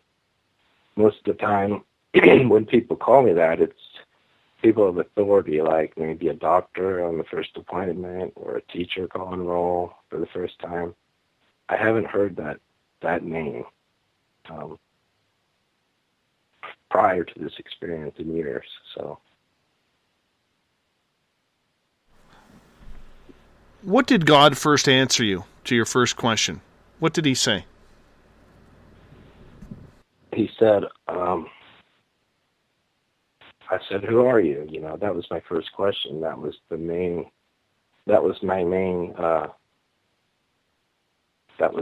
question. That was what I mainly wanted to figure out about God, exactly who he was. I wanted him, a definition by him, not one by the Bible, not one by other people, but from him. And he said that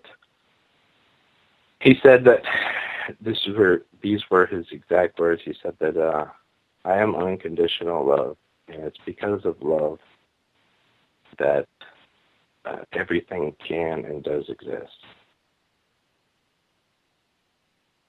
Seems very simplistic. Yeah. Actually, when God, you wouldn't think this, but when I was speaking to God, despite someone being all-knowing, he was really simple and concise with his answers. And the reason why he told me the reason why, you know, because I expected a rather complex definition of who he was.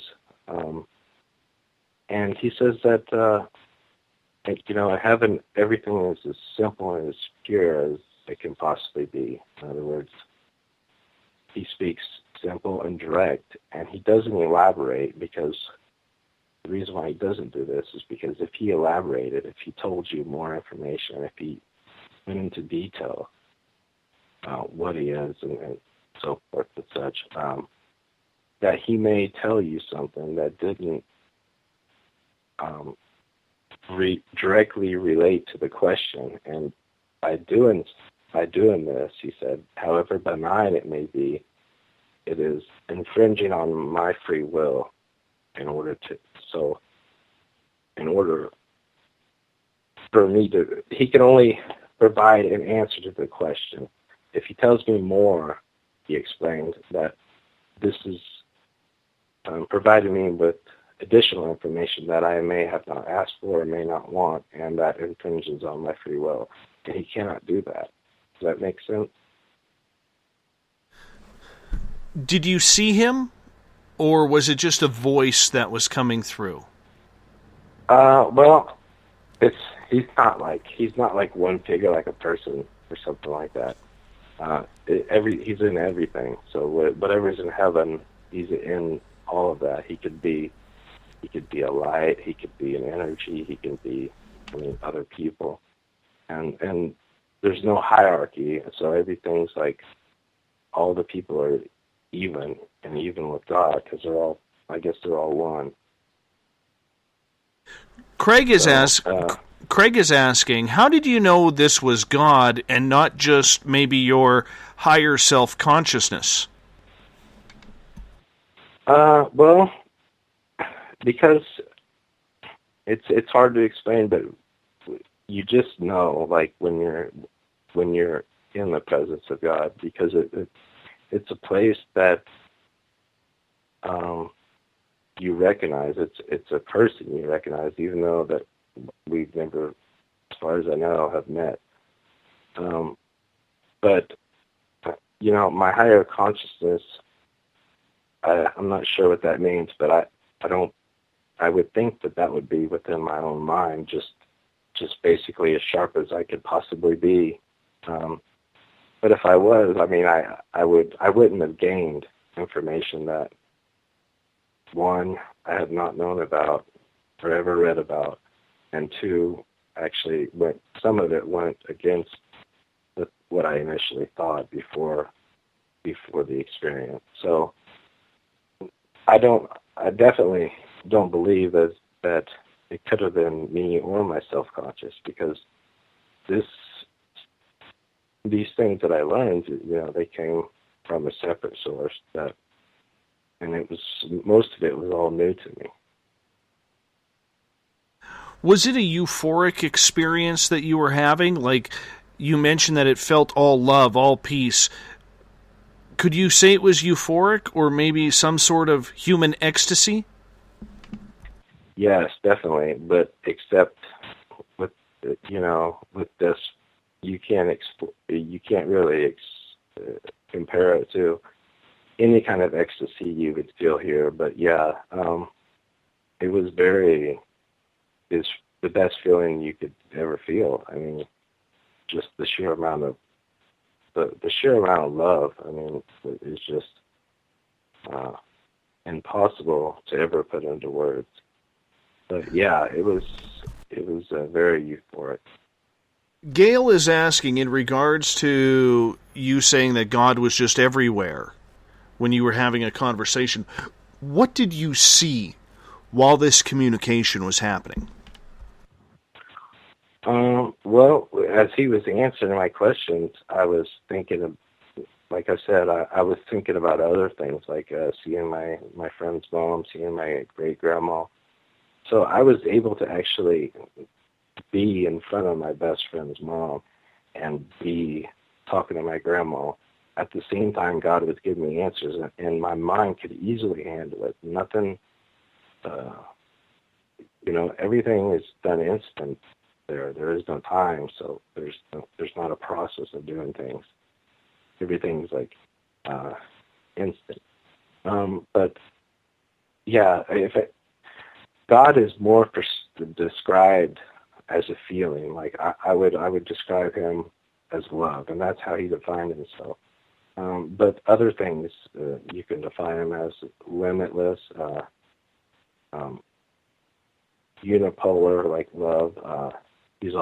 He comes across to me a lot of times as light, the origin of all things. Those are all examples of how one could define love, one could define God, or how I could define God. And he mentioned this to me several times during this experience. In fact, he said it so much that it drove me a little crazy, but he always came back to the fact that he is unconditional love. And if people only knew what that really meant on earth, then I think we could understand who God is a lot better. But were you in a room or something with him when the majority of this conversation was happening, or were you just standing kind of in the middle of nowhere on some white fluffy clouds? And I'm not saying that to be sarcastic. I'm just trying to get a picture of where you were when this happened. I was, like I said, different places. I wasn't in one place. At one time, I was in a church, like a steeple, I guess, like an old-time looking steeple, where I actually seen Jesus, and or what I assume would be Jesus, and he had marks in his wrist, not his hand, but in his wrist itself, where the scar was. And then I was there, and then shortly after that, I might be somewhere else, in the wheat field with my grandmother. At one point, I was in a boat, fishing with one of my relatives. So it wasn't any particular place at one time, but it was like multiple places. Let's get to another question here. This one comes from Adam, and he's saying, you battled anxiety, as you stated, before this happened. How has your anxiety been since after the experience, and what changed in you when you got back?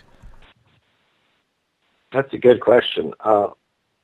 My anxiety, as far as the fear that I have had up until that point, I mentioned to you that and I've struggled with fear and anxiety since I was a kid, and I've always been afraid of dying. That that was like probably, if I had my biggest fear, if I had to list my biggest fear, it'd definitely be afraid of dying. But after this experience, I'm no longer at all afraid of dying, because dying is not the end. Dying, when your physical body dies here, it's really just the beginning of your life, because you're returning home to a better reality, one that's more perfect, more real, filled with more love than anything that could possibly exist here. So I guess my whole view about dying has changed. Not only do I not fear it, but I almost welcome it. It's like it's not a bad thing when I look at death now. I don't see myself as ever dying. I've always lived. I've always existed, because God has always existed, and we're part of God. So I've always existed, and I always will. It's the only thing that's changing is the place that we are continuing our life in. Brent is asking, do you think maybe God took you home to try and get you closer to him again? Yeah, definitely. God said, he said that that was his main goal, like with us, is that he wants each of us to have a personal relationship with him. Now, that doesn't necessarily mean going to church and studying the Bible, but having a direct relationship with him, an intimate relationship directly with him. Now, whether you find that at church, or you find that at home, or you find that meditating, it doesn't really matter. All that matters is that you do seek him out. So yes, he is glad that I sought him out, and I think that the main goal of my book is not necessarily to persuade people to believe my experience, or any other experience for that matter. My objective with this book is I'm not going to tell people how to think and how to live their lives. I'm just going to share my experience with you in hopes that you just give God a try and open your mind and allow yourself to actually have a deep personal relationship with God. And I think that's his goal for all of us, I believe. At any time, I don't believe it. I think it is. At any time, did you feel alone during this experience, from the time you left until the time you got back? No, not at all. God was with me. Like, I was one, I guess, in unity with God. It's like my conscience and his became one. So the whole time, I was never alone. And people ask me a lot, about like, and because when I try to explain this whole experience seemed rather short to me. In fact, I would, if I had to make a guess, like, and there's really nothing to compare it to, because time as we know it doesn't exist in heaven. But if I had to make a guess of how long this experience was, I would say 10 minutes or under. But yet, as brief as it felt,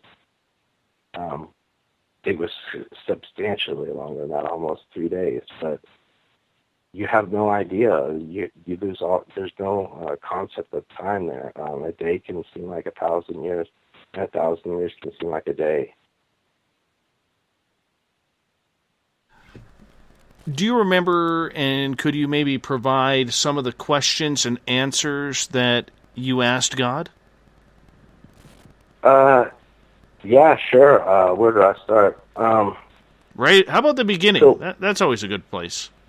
Yeah. So I think the next question I asked after, who are you, was why we are here, because obviously being in this great place, being in this perfect, loving environment, I couldn't help but wonder, why God did you deliberately make a less perfect world and put us in it? Why didn't you just, not make a world and just keep us all up there with you where we came from and where we belong?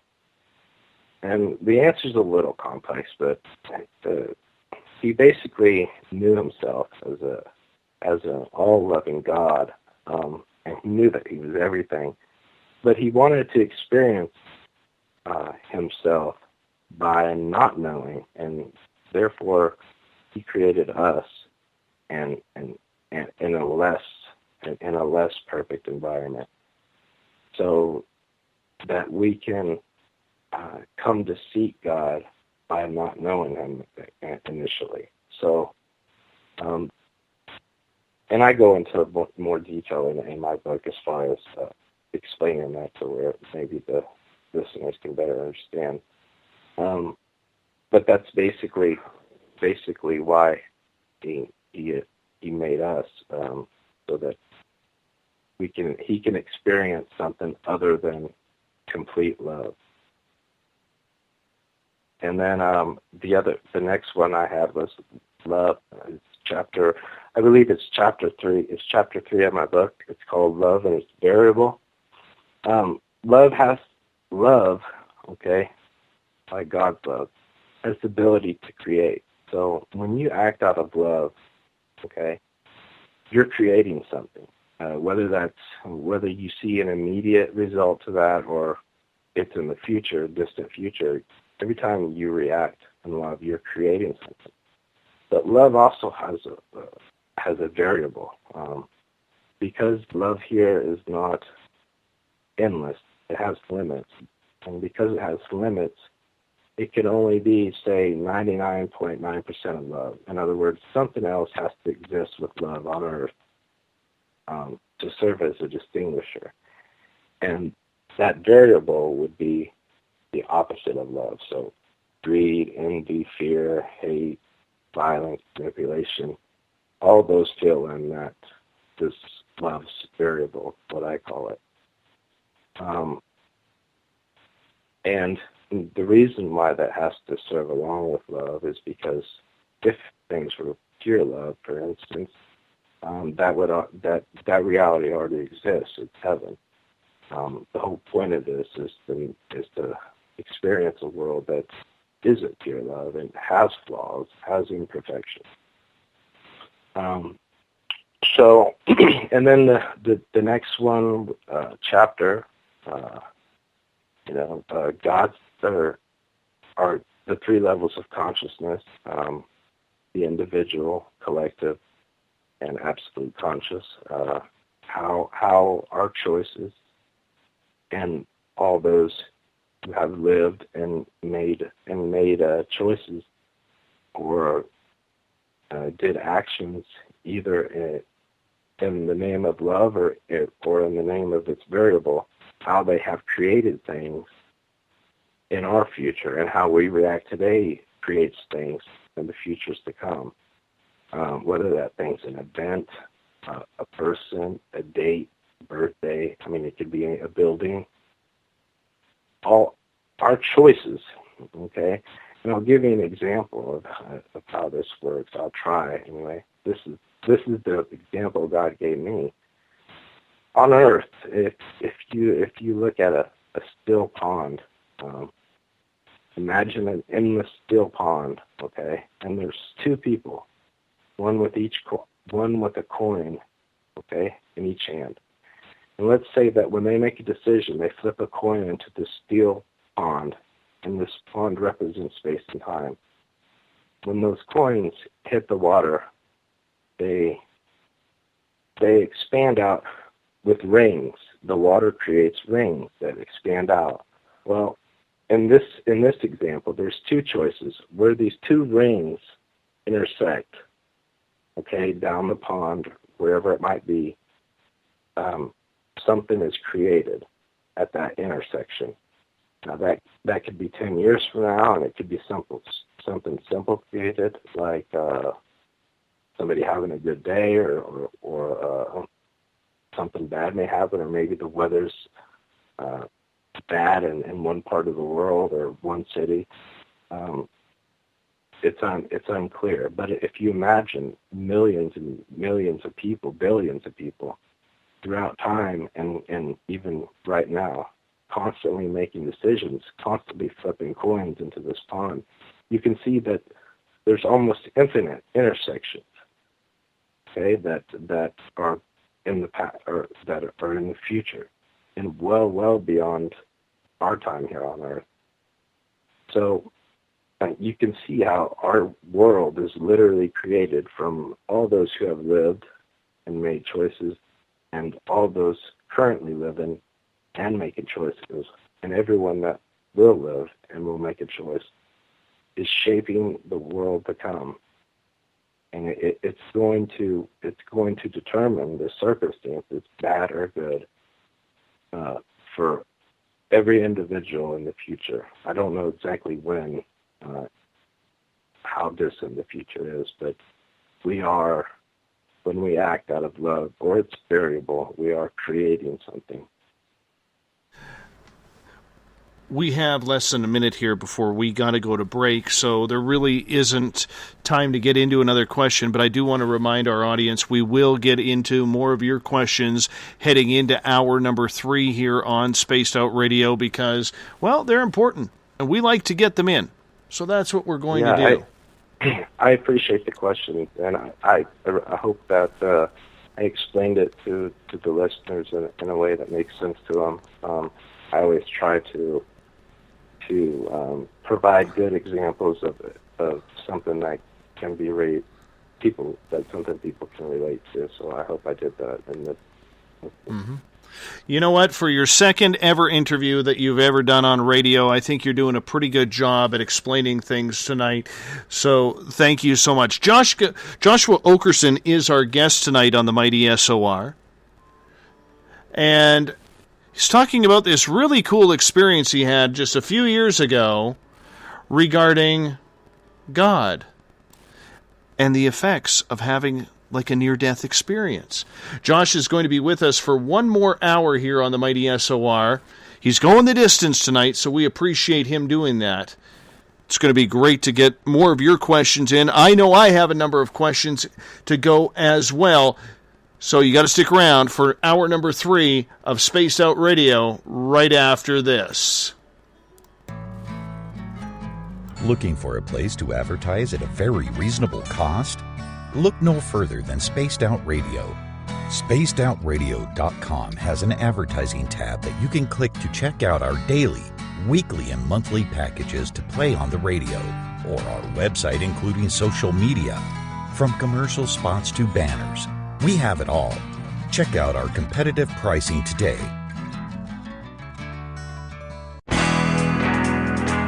There's stories, then there's the truth. Do any of us really trust the news anymore? This is Jamie Sexton, owner of Rebel Planet News. The third Thursday of every month, I appear on SpacedOutRadio.com to bring you the truth you deserve, without mainstream media lies or alternative media fear-mongering. We'll get to the heart of the story and deliver the truth you are seeking. So come join us here for the Rebel Planet at SpacedOutRadio.com.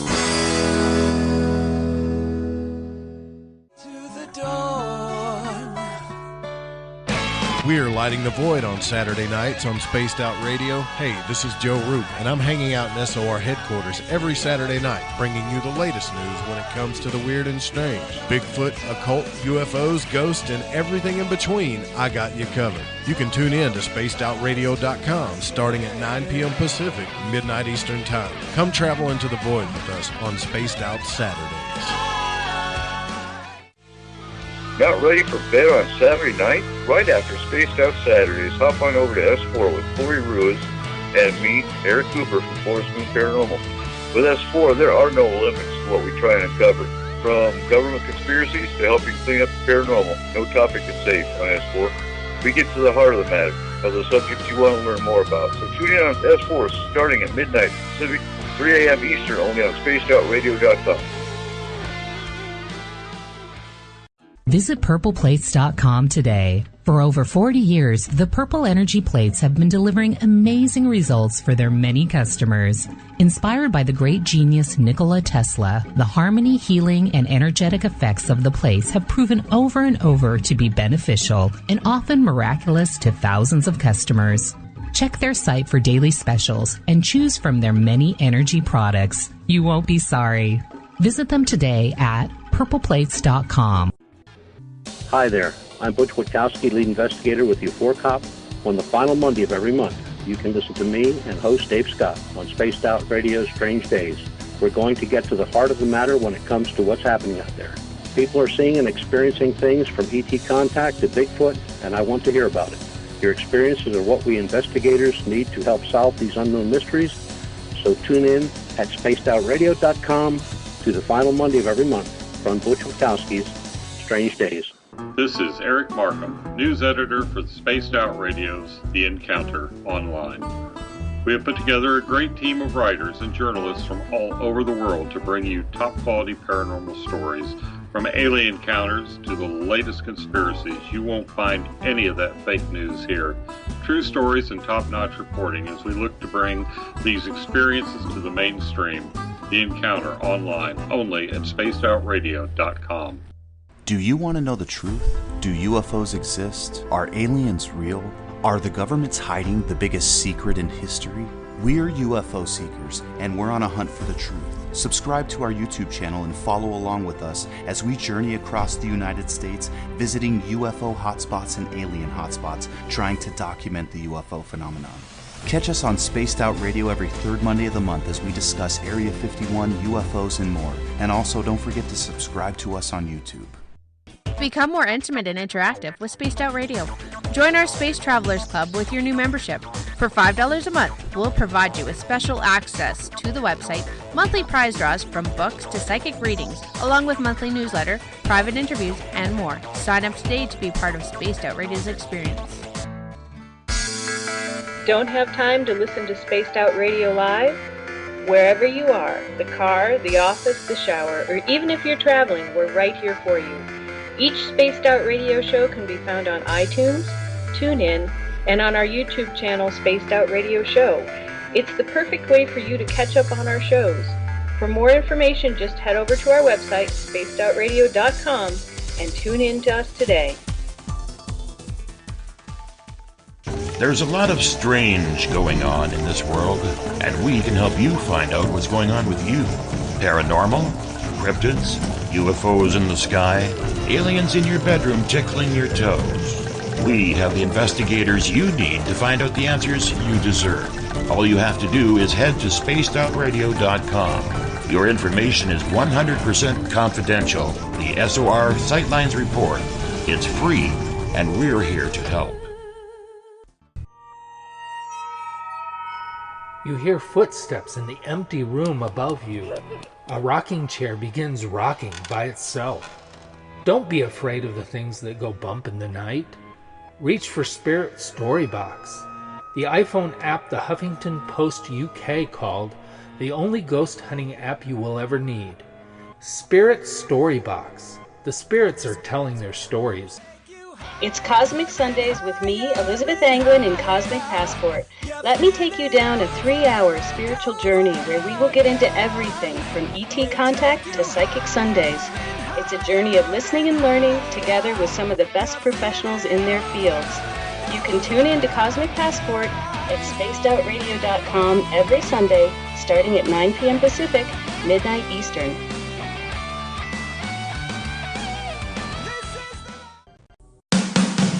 The views and opinions expressed by tonight's guest and topic of discussion do not necessarily represent the official policy or position of Spaced Out Radio, Spaced Out Weekend, Spaced Out Radio Limited, its hosts, syndicated carriers, or anyone associated with this broadcast. You're listening to Spaced Out Radio with Dave Scott. Follow Dave on Twitter at Spaced Out Radio and hashtag Spaced Out Radio, and on Facebook, Spaced Out Radio Show. Now, back to the program. Welcome back to the third and final hour of Spaced Out Radio tonight. I am your host, Dave Scott. Great to have you with us. Tomorrow night on the program, Rachel Kirkland is back. She comes in here the first Tuesday of every month for The Spiritual You. We will get into everything to do with shamanism, self-healing, natural healing, psychic ability, communication, and so much more. We get going at 9 p.m. Pacific, midnight Eastern Time at spacedoutradio.com. We want to welcome in everyone listening in on WQEE 99 Rock the Key down in Noonan, Georgia, home of The Walking Dead. We are live as well on the United Public Radio Network, 107.7 FM in New Orleans, and over 160 countries around the world. Great to have you with us as well. We are also live on thefringe.fm, Renegade Talk Radio out of Las Vegas. And if you're listening in on Revolution Radio, remember the Double R Machine is a donation station financed by you, the valued listener. Head on over to freedomslips.com and donate today. Bill Cardwell has set the password for tonight in the SOR Space Travelers Club. I messed it up already. A panthropinization. There we go. A panthropinization is your password. Use it wisely, Space Travelers, as Bill sets a password each and every night right here on the mighty SOR. Now, if you want to follow us on social media, you can do so on Twitter at Spaced Out Radio. Use the hashtag Spaced Out Radio if you want to connect live with me during the show as well. Give our Facebook page a like, Spaced Out Radio Show. You can also join us for live chat in the SOR Space Travelers group. We're also on Instagram, Dave Scott SOR. Subscribe to our YouTube channel, Spaced Out Radio. You can listen to us on iHeartRadio in the United States, TalkStream Live, tune us in on TuneIn, download and subscribe to our shows on iTunes. Our website is spacedoutradio.com, where we have a plethora of features for you, including joining the SOR Space Travelers Club for $5 a month, rock out to some Bumblefoot, shop at our Spaced Out Radio store, watch great videos from UFO seekers at Contact TV, and read up on your daily news on the Encounter online, everything at spacedoutradio.com. For the final time tonight, we introduce author Joshua Okerson. He is writing a book about absolute reality, where he went to heaven, had a conversation with God. It's been an intriguing first 2 hours so far. Let's get into hour number 3. Josh, welcome back. Howdy. I want to start off with some questions from our audience here, because they are right into it tonight, which is excellent. Gail is asking, did God, in your conversation with him, ever say anything about Jesus? He did briefly, because I asked him about it, what Jesus's role was, but I didn't ask him anything specific about Jesus. He said that basically he told me that Jesus chose to be a representation of God, and he probably chose this before he was even born, but he chose to be a symbol of God, or the closest thing to pure love as possible. And because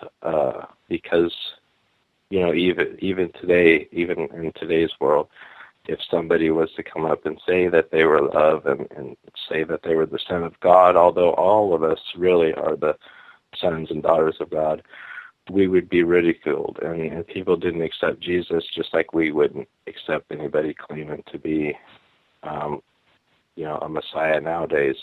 So he was put to death.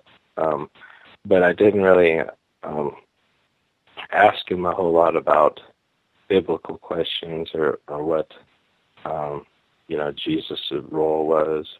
I was just mainly wanting to know, I had a list of the things I would really wanted to know, the things that in my life mattered to me the most. But like I said, I did see him, and he did have scars on his wrist. But as far as his role on Earth, exactly what it was, and anything relating to the Bible, I didn't ask anything about that because I didn't want to come into the conversation with God bringing in religion. I wanted everything to come from him. And if he needed to mention, Christ in one of his answers, then that was fine.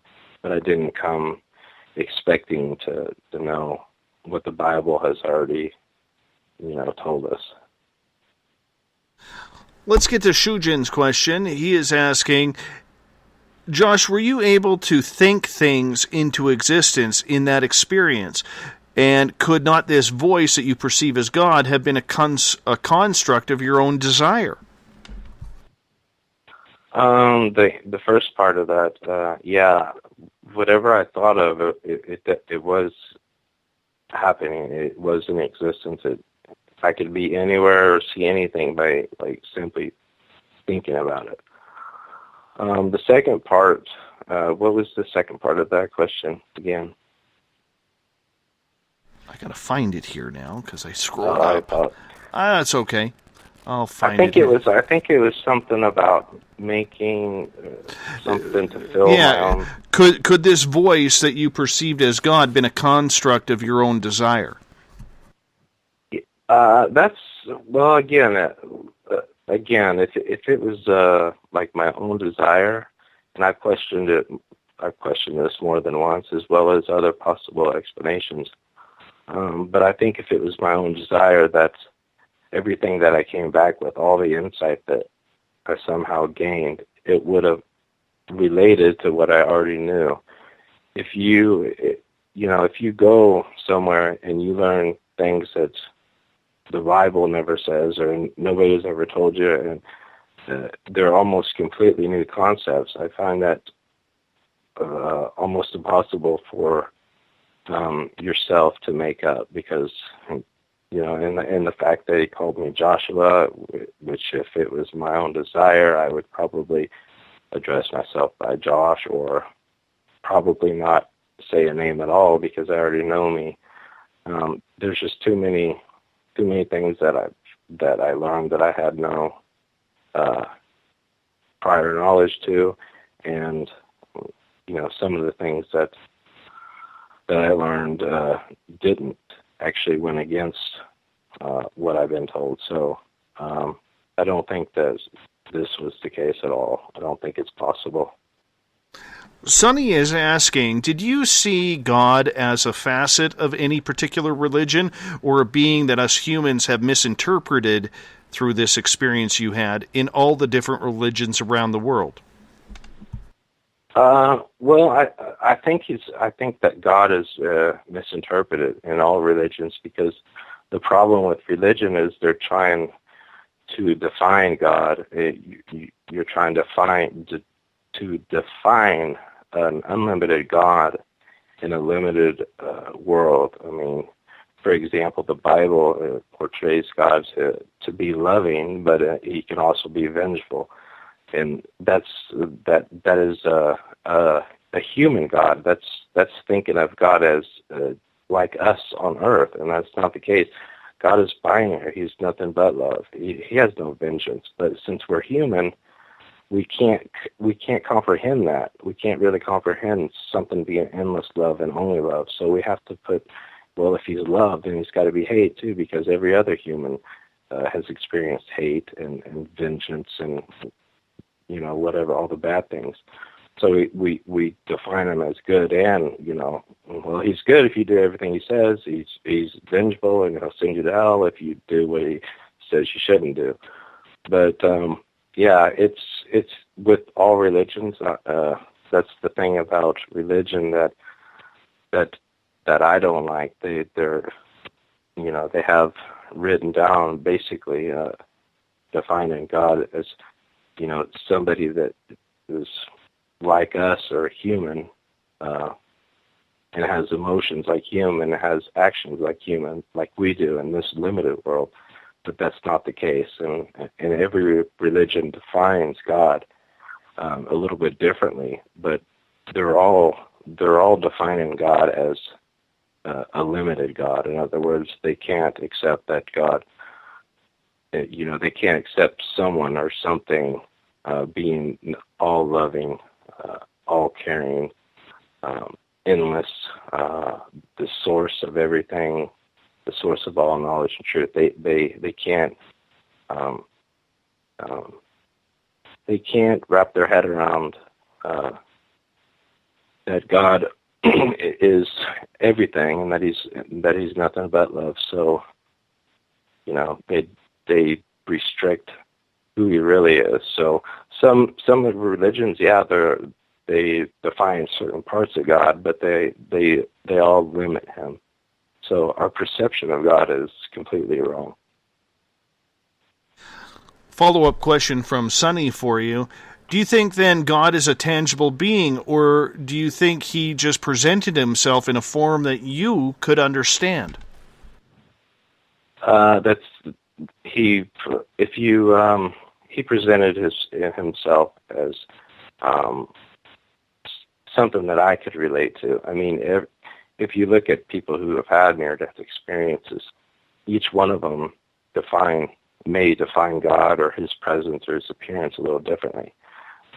A little kid is going to define him in something like maybe childish, because God's not going to communicate with you. He's not going to reveal himself to you in a way that you don't understand.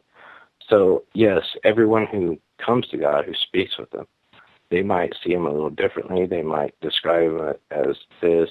I might describe him as that. The truth is he's everything, regardless of what you want to call him. But he's going to, if you're going to communicate with him, he's going to probably take the form of something that you understand and something that you can relate to. Otherwise, there's really no reason to have a conversation if he presents himself in something that you don't recognize and don't understand. Milo is asking, besides your friend's mother and your great-grandmother that you saw, did you recognize anyone else around heaven? No, those are the only two that, like I said, when I was so intrigued by this feeling of love, that I was so wrapped up in the questions that I had, that, I really didn't think about really seeing anybody else, because I felt that they were there, and there was only two people that I specifically thought of and saw. One was my well, you mentioned it, my great grandmother, and my friend's mom. But and those were the only reason why I thought of them and spoke to them was because I wanted to ask them something specific. For his mother, I was wondering, because I don't think she was religious prior to her death, so I wanted to make sure that she went to heaven. I remember thinking that. And then my great-grandmother, I wanted to, I specifically talked to her, not because, I wanted to see her, because the truth be known, I didn't really know her very well. She died when I was a real young kid. But my mother was very, very close to her, and she felt very bad that she wasn't there for her when she died. My great-grandmother at the time lived about 100 miles away from us, and my mom just felt so bad that she wasn't there when she passed away, and I wanted to tell her that. And, of course, she told me that she already knew that, and that it was better that she wasn't there, because if she was, then she would just have seen her. She would have just have seen her die, and she would have accepted that she would be gone forever. So I probably could have seen other people, but my focus was just on the questions that I had, and I was really just the whole time pretty much wrapped up in the deep conversation I was having with God. All right, moving on here. Catalina is asking, when you were on the other side, did you miss anybody? Did you miss your family and friends on this side of the veil? No. it is as odd as it may sound. I didn't once think about any family member here, any friend, anybody here, because when you're just around, when you're engulfed with that absolute love and peace, you can't feel anything else. You don't have any worry. You don't have feelings of missing somebody, because you feel home. You feel like the only thing that matters is that particular moment. Nothing else here, nothing else about this life, nothing about my past ever crossed my mind, nothing about my family members. To me, I just knew that I was in this perfect place, and I was surrounded by this endless amount of love just throughout heaven, that I didn't have time to even question this life, because it felt that amazing. Shar is asking, when you were having your conversation with God, was topics about the devil or anything evil ever brought up? Yeah, I brought that up to God, and it's in, I think, toward the end of the book. Basically, God through God's love, He has created the heavens and earth. But when the world was first created, every action and every behavior was deemed neutral by God. In other words,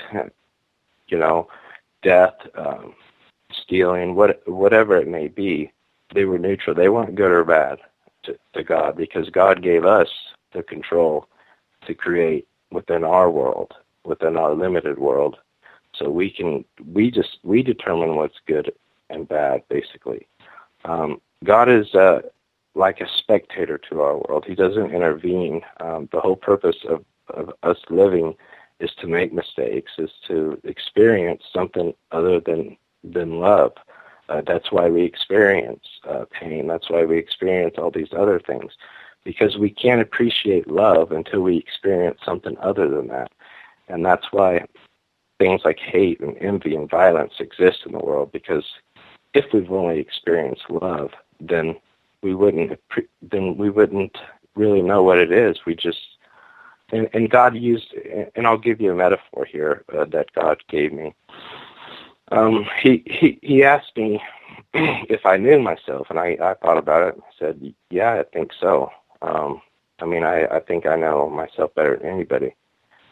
And he said that he gave me an example. He told me to imagine myself as a fish, and I said, okay. And he said, you've lived your life in water. You were born in water. You've lived all your life in water. And now, he said, let's pretend you're about to die as a fish. Can you reflect on your life and say, boy, water is good? And at first I said, yeah, because it kept me alive. And he said, that's a nice answer, but I'm talking about water itself. Is it good or bad? And the truth to that is, you can't really say, because as a fish, you've only experienced water. Water is all you know. You haven't lived in the air. You don't know what it's like to live on land. So if water is all you know, then you can't call it good or bad. It simply is. And that's how it is in heaven, and that's why he created earth, so we can experience something other than love. And then his purpose for us is to experience something other than love, and then always return back to love. We will all experience unpleasant things in our life. They're going to happen. But the objective is it's not experiencing them. It's what we do after we experience them. If we choose to turn back and start loving and act out of love, that's his ultimate goal for us. And, that's his ultimate goal for creating the world. But as far as, like, you ask anything evil, That's tough. That's a tough question, because I certainly believe that they're wrong things according to me. There's things that I wouldn't do. There's things that I would probably call evil. But the fact of the matter is, they only exist in this world. They don't exist in the afterlife. When you die, there's only one place that you go in the afterlife, and that's back with God. And perhaps you may be reincarnated. I don't know. That's certainly a possibility. I don't see why it wouldn't be. But if, let's say, for example, if someone was, let's say there was a hell, which a lot of people believe in, because again, they're defining God as someone with vengeance and not endless love.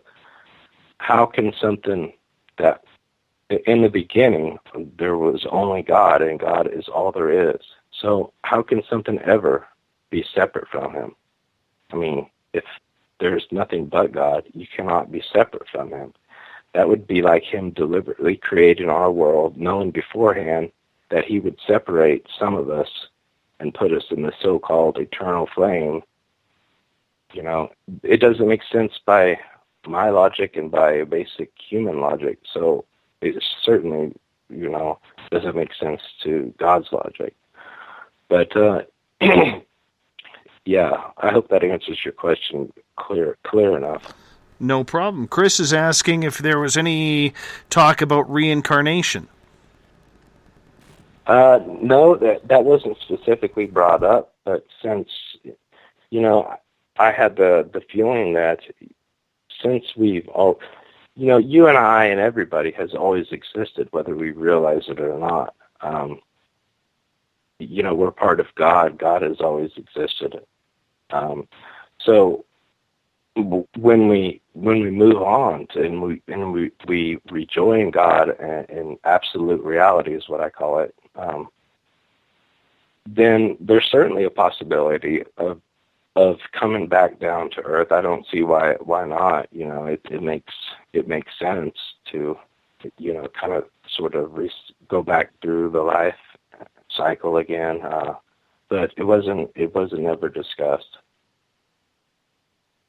Moving on to the next question. This one comes from BTO, who is asking, at any time, did God and heaven ever feel extraterrestrial?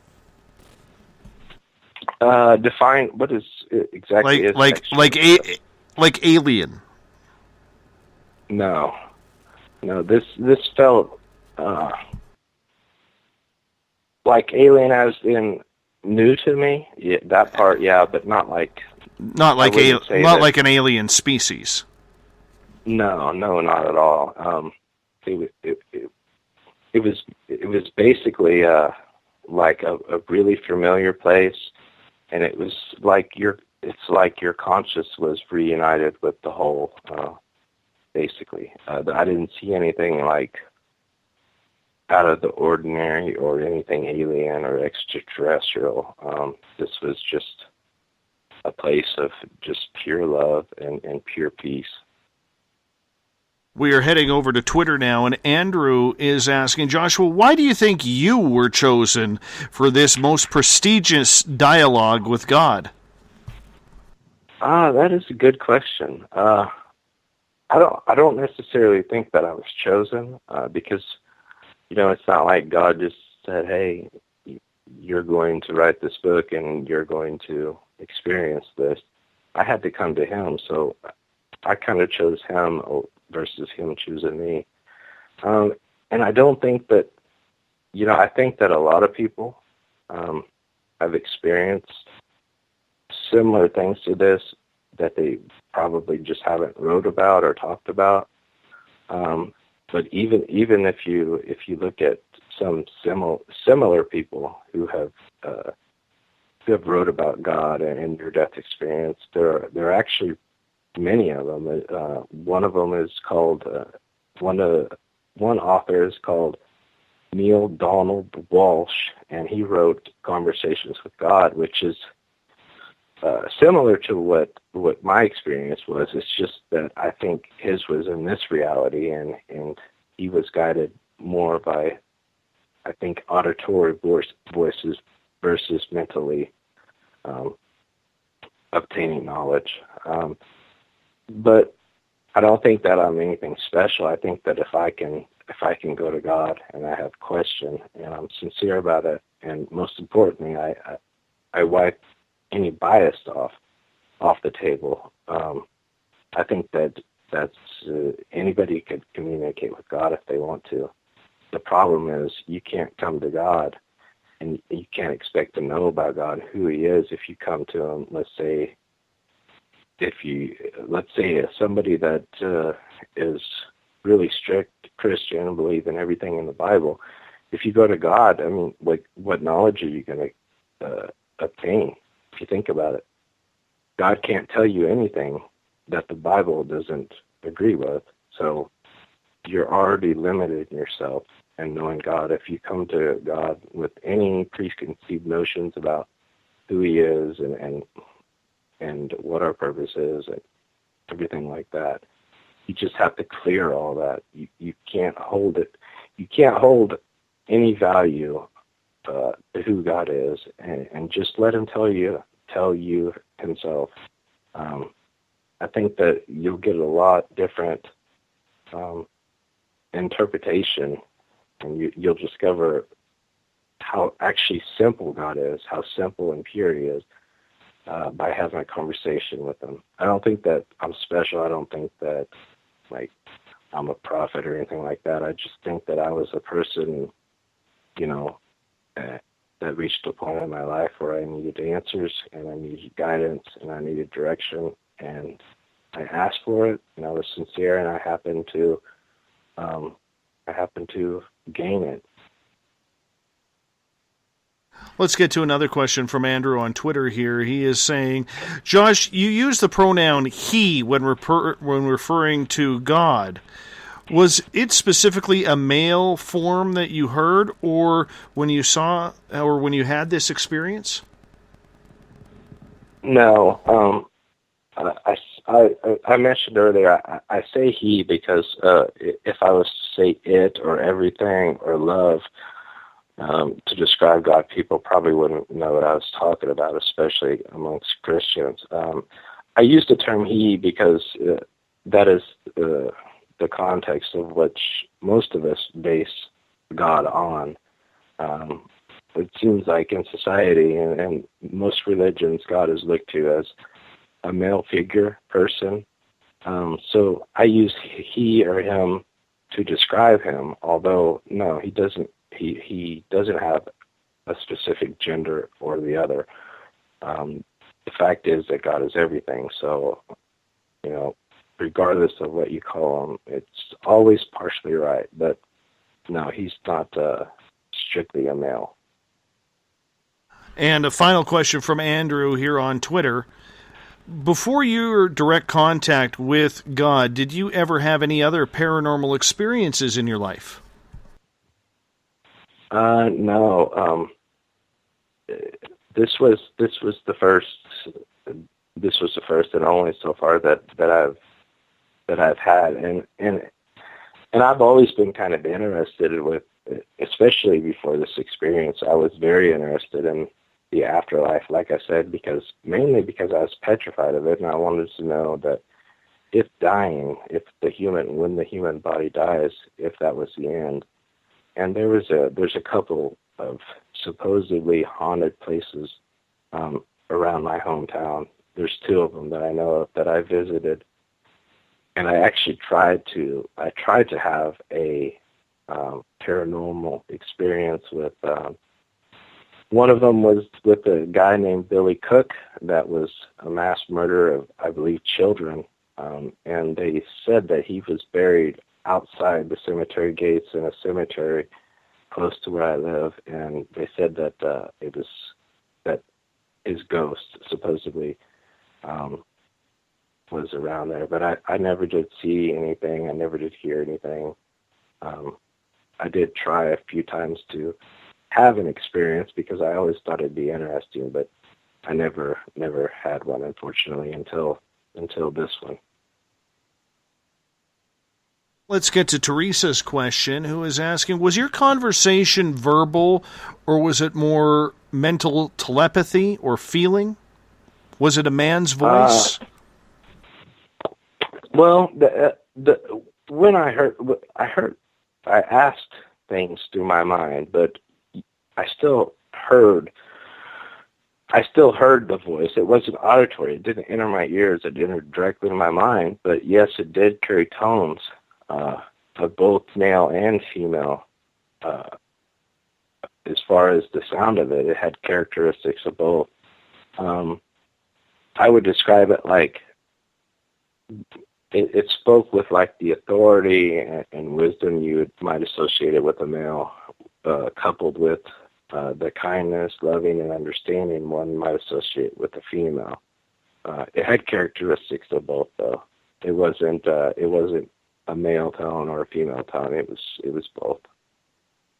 Milo is asking, was there any indication that God's words were not in lockstep with man's interpretation of the Bible? Say that again? I apologize. Was there any indication that God's words that he spoke to you were not in conjunction with man's interpretation of the Bible? Yeah, a lot of them, mainly the fact that the Bible defines God as someone that loves you, but I would say maybe half the Bible talks about the vengeance, the pain, and the eternal separation from him, about things that you do in this world that you are meant to do in this world. You're meant to experience other things than love in this world. And yet the Bible says if you experience some of those and you don't repent or you don't do this, and that, then you'll be forever separated from them. I think that's that's probably the biggest thing that doesn't line up with the Bible. That's probably the if you can, the Bible likes to limit God, as I mentioned earlier, by giving him love and giving him hatred is also. They're defining God based on human emotions and human logic, but you got to remember that God's not human. He just is. He's everything, and he's most importantly, he's love, and he's nothing but love. And if people just accept and digest that fact alone, if you just keep reminding yourself of everything that you read and see, if you keep in mind that God is nothing but love, you'll start to break down and see how things, some of the things in the Bible don't make sense. Because if you keep in mind that he's nothing but love, you'll have a way better understanding of who God is versus what religion says. Mm-hmm. Joe is asking, did God talk about people that are, say, born into bad experiences from birth and what happens to them? Was there any definition to that?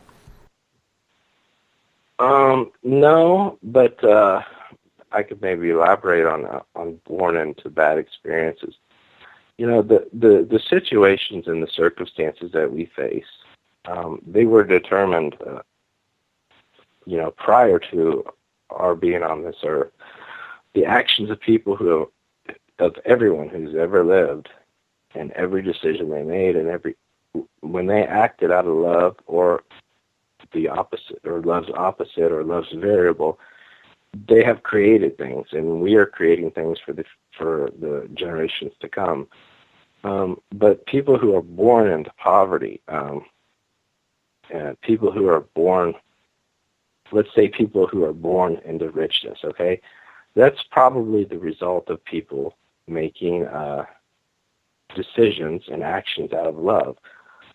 Good things that when you act in good is created. When you act in love's opposite, then yeah, people are born into poverty, and they don't necessarily have anything to do with the people that have made those decisions, but those are the circumstances we face. It's how those people in poverty react. It's how those people who just got fired from their job react. It's how those people react in a tragedy toward their fellow human being. Those are the things that matter. If you act poorly when you get fired, if you blame God and you spark up hate, and when something tragic happens, and you yell at God and you do these things in hatred, then bad things are going to be created in the future. Now, that might be somebody else born in poverty 1,000 years from now. That might be a bad day for somebody. That might be a tornado on a specific day. That might be a terrorist attack. It really just depends. I mean, there's so many choices that are being made today and that have ever been made that much of the future for the people that will live is predetermined. What is not predetermined is how they react to those situations. Eric is asking, do you think that we as individual souls are just pieces of God's consciousness? Yes, definitely. That's exactly the analogy, because of God. I mean, because God is, if you imagine just, I don't know, let's say a pie. I mean, let's say the pie is God, and that's all there is. You can divide that as many times as you want. It's still part of God, and we are all part of God's consciousness. The only thing that's different is we have two levels here on earth, and that's individual conscious, which is your own free will, how you react to decision or to things, whether it's out of hatred or fear or love, and then there's what we're less aware of is we actually are making global decisions together. For example, for the majority of people in the world, murder is wrong in any sense. But if you notice throughout the years, that's changed because the group opinion is constantly changing. Therefore, our definition of murder is changing as well. Years ago, it was illegal to nobody even mention the word abortion, or it was against. I don't think they had capital punishment. But if you look at today, in most places, abortion is completely legal, and a lot of states, especially Texas, they support capital punishment, and a lot of people are put to death. But both of these things are murder in the sense of its definition, but they've become acceptable in today's society. But that changes, and will continue to change as well as our other values like homosexuality and things like that. Our rights are constantly changing. This happens when the majority of the collective conscious, that means all of us throughout the world, when we all decide that most of us decide that, hey, this is what should be our median for existence. These should be our standards to which to live by.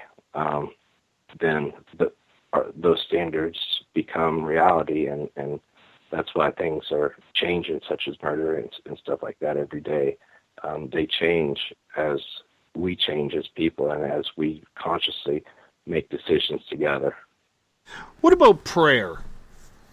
Did you talk to him about prayer, why some prayers are answered and why some aren't? Well, prayer is the reason I believe that some prayers seem to be answered and some prayers don't is because when you think about it, prayer, it's an act of love. I mean, people pray out of love. They pray for other people, they pray to God, and it's all out of love. And the more faith these people have that are praying, let's say, for example, remember I said that love has the power to create.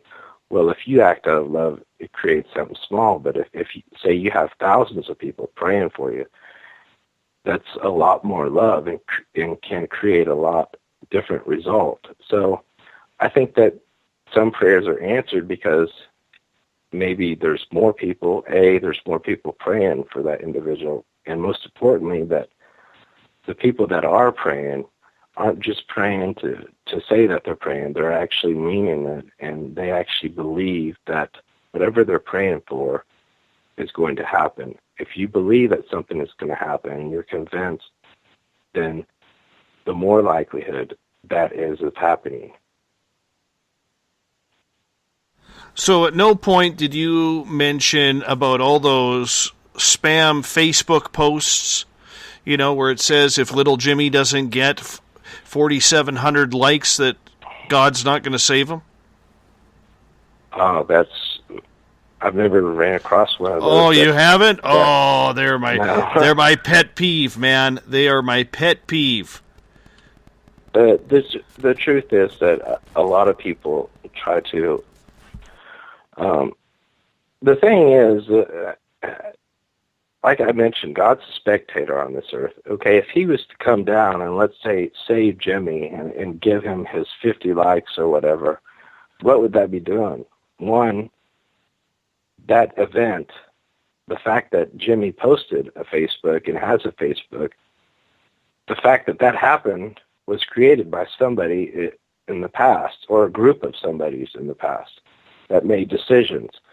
So if God was to come down and change that, what would he do? He would automatically dishonor the people that have made those decisions to make that happen. And that is infringing on free will, and God doesn't do that. He can't do that for me or anybody. So as much as we all like to think that God is going to come and intervene or save somebody from dying, or the truth is that he doesn't. I mean, we can create to a certain extent through love, and if only we can change Jimmy's future or this person from dying. It doesn't happen every time, but it can happen every time if people are convinced and they believe that they can create something through love. But God himself doesn't directly intervene with our choices and the choices of past ancestors.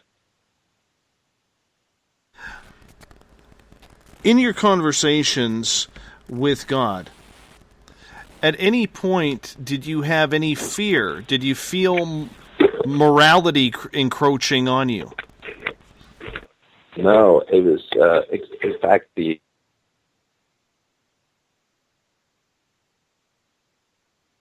wonder if his phone just died. Or maybe he hit mute. No, his phone may have died. We'll call Josh right back here.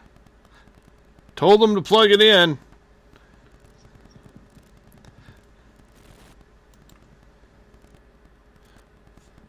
We're just getting to a good point there, too. Hopefully his phone didn't die. I bet you it did. We did. We were wondering if your phone died. Oh, no, I still got 72%. I'm not sure what happened there. Oh, perfect. I apologize. Perfect. So, I was asking, at any point did you question your own mortality? Well, as far as being anxious or fearing anything, no, that was absolutely, completely gone. The only thing I felt was love and peace the whole time. After the fact, I'm aware that my body is going to die here on Earth, but that's not the end of life. I think a lot of us fear death is because we think that death is a signal of the end of life, and people beyond that point cease to exist, and that's not the case.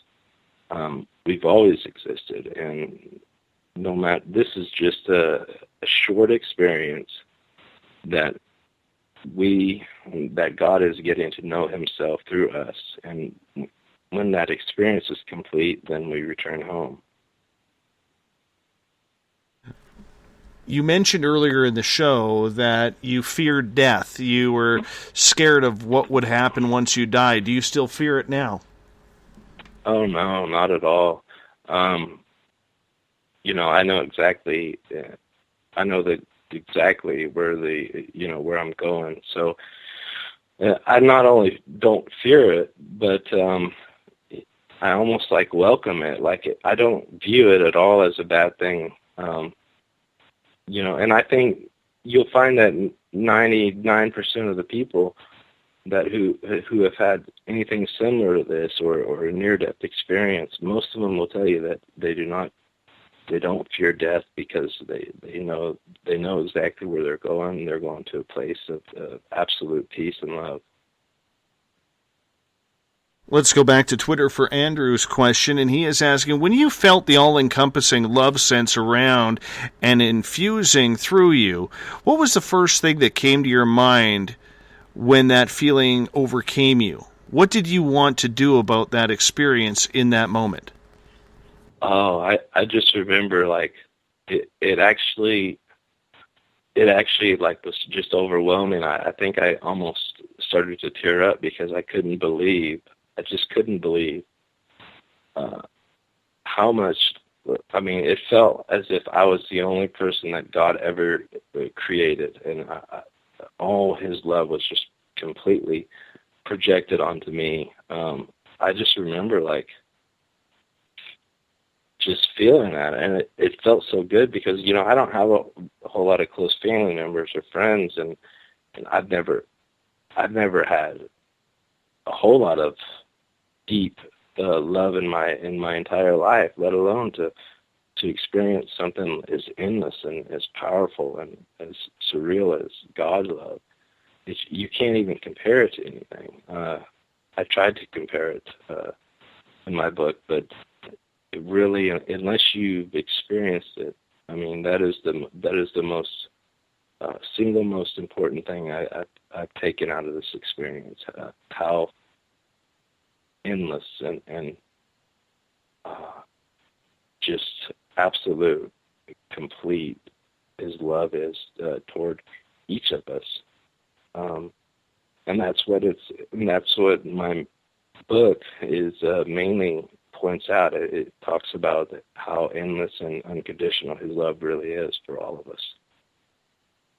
Milo is asking, were you given any indication of hell, and if so, what it was like? Well, hell exists in the minds of people here. It's a concept, but not an actual place. But people can experience. You can certainly experience hell-like conditions on Earth. For example, if we all choose to act out of vengeance and violence and hate in the decisions that we make from here on forward, then 1,000 years down the line, 2,000 years down the line, however long the world's going to be here, we're creating really bad circumstances and situations for the people yet to come.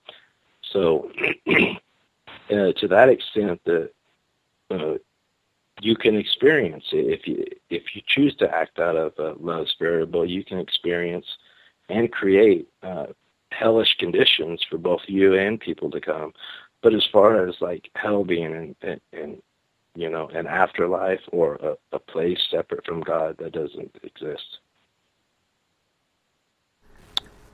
Are you looking forward to the day when you get to go back? Yeah. As a matter of fact, I try all the time to just just even feel some of that love again. I think that's the part I miss the most.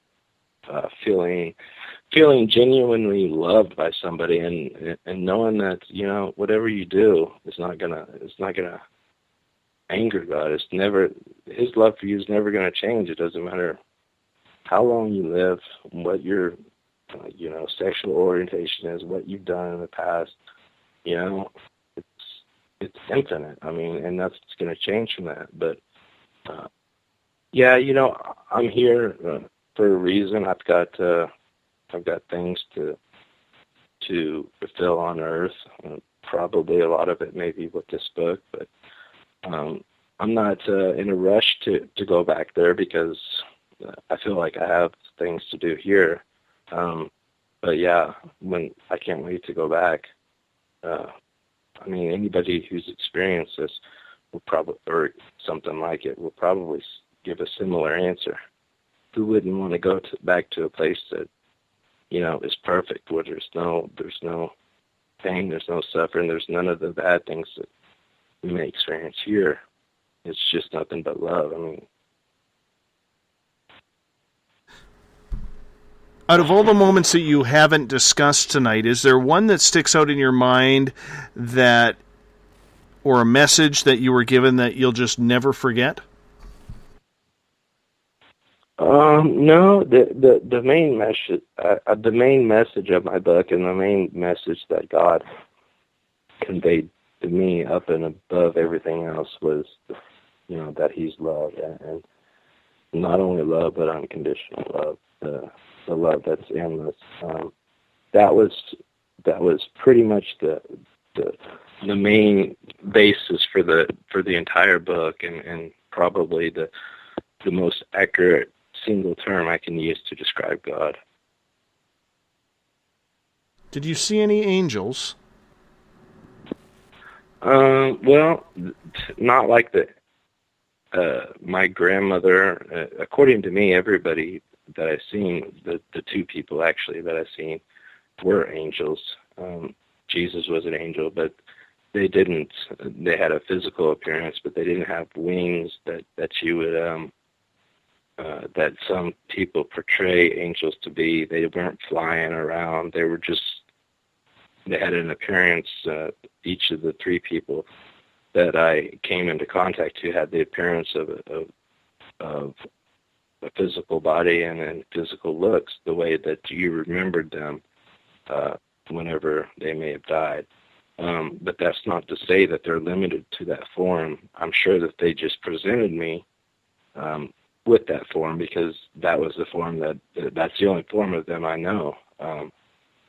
They could probably be anybody, look any way they want, and be any age they want. But of course, they came across to me as, you know, how I remembered them. I want to sneak one more question in. We have about 45 seconds. What about animals? Did you see any animals? Well, I didn't see any animals specifically, but I did see plants. I actually seen a garden and this is probably going to be one of the difficult things to describe. But as I was looking at that garden, the garden itself had a conscience. Okay, everything in as a big picture, the actual garden had its own conscience. Okay, you see I saw a plant in that garden. Okay, that plant was conscious, yet it was a separate conscious than the gardens. Okay, and on that plant there was a color, and that color actually had a conscious that was part of the plant's conscious, that was part of the garden's conscious. So you see the three levels of consciousness, even right there in heaven. One final question for you. When do you plan on your book coming out? Oh, well, you know, I've been working on it a little bit over 2 years, and I think it's going to probably be about a year. That's if everything goes right. It's my first book. I don't know if I'll write anymore. I never thought about actually, you know, being an author for a living or writing more books.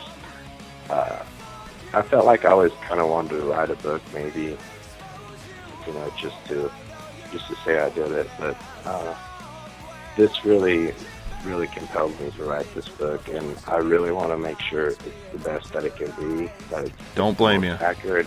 It's the most accurate it can be, and that it makes sense to people, you know, because if the listeners had a hard time understanding some of the things I was saying, then I'm going to need to clarify that, because I don't want people to have this, you know, I want to speak in an everyday terms that people can understand, and that's what I'm trying to do. I'm trying to word this and think of examples that are relevant to people in everyday life. And Josh, I'm going to have to cut you off right there. Thank you so much for being on Spaced Out Radio tonight. You hold on. I want to say thanks to Joshua Okerson for coming on talking about his conversation with God. Tomorrow night on the program, Rachel Kirkland will be with us, 9 p.m. Pacific, midnight Eastern time. The Spiritual You happens the first Tuesday of every single month. Big thanks to all of you listening in at home, in your vehicles, at work, on Twitter at hashtag Spaced Out Radio, and in the SOR Space Travelers Club and on Spreaker. All of you were amazing tonight. Thank you for your questions. Thank you for sharing this show. Continue the great work on spreading the word of SOR, because together, my friends, we own the night. I'll talk to you in 21 hours from now. Mr. Bumblefoot, we need a favor. We need you to take us home. Have a good night.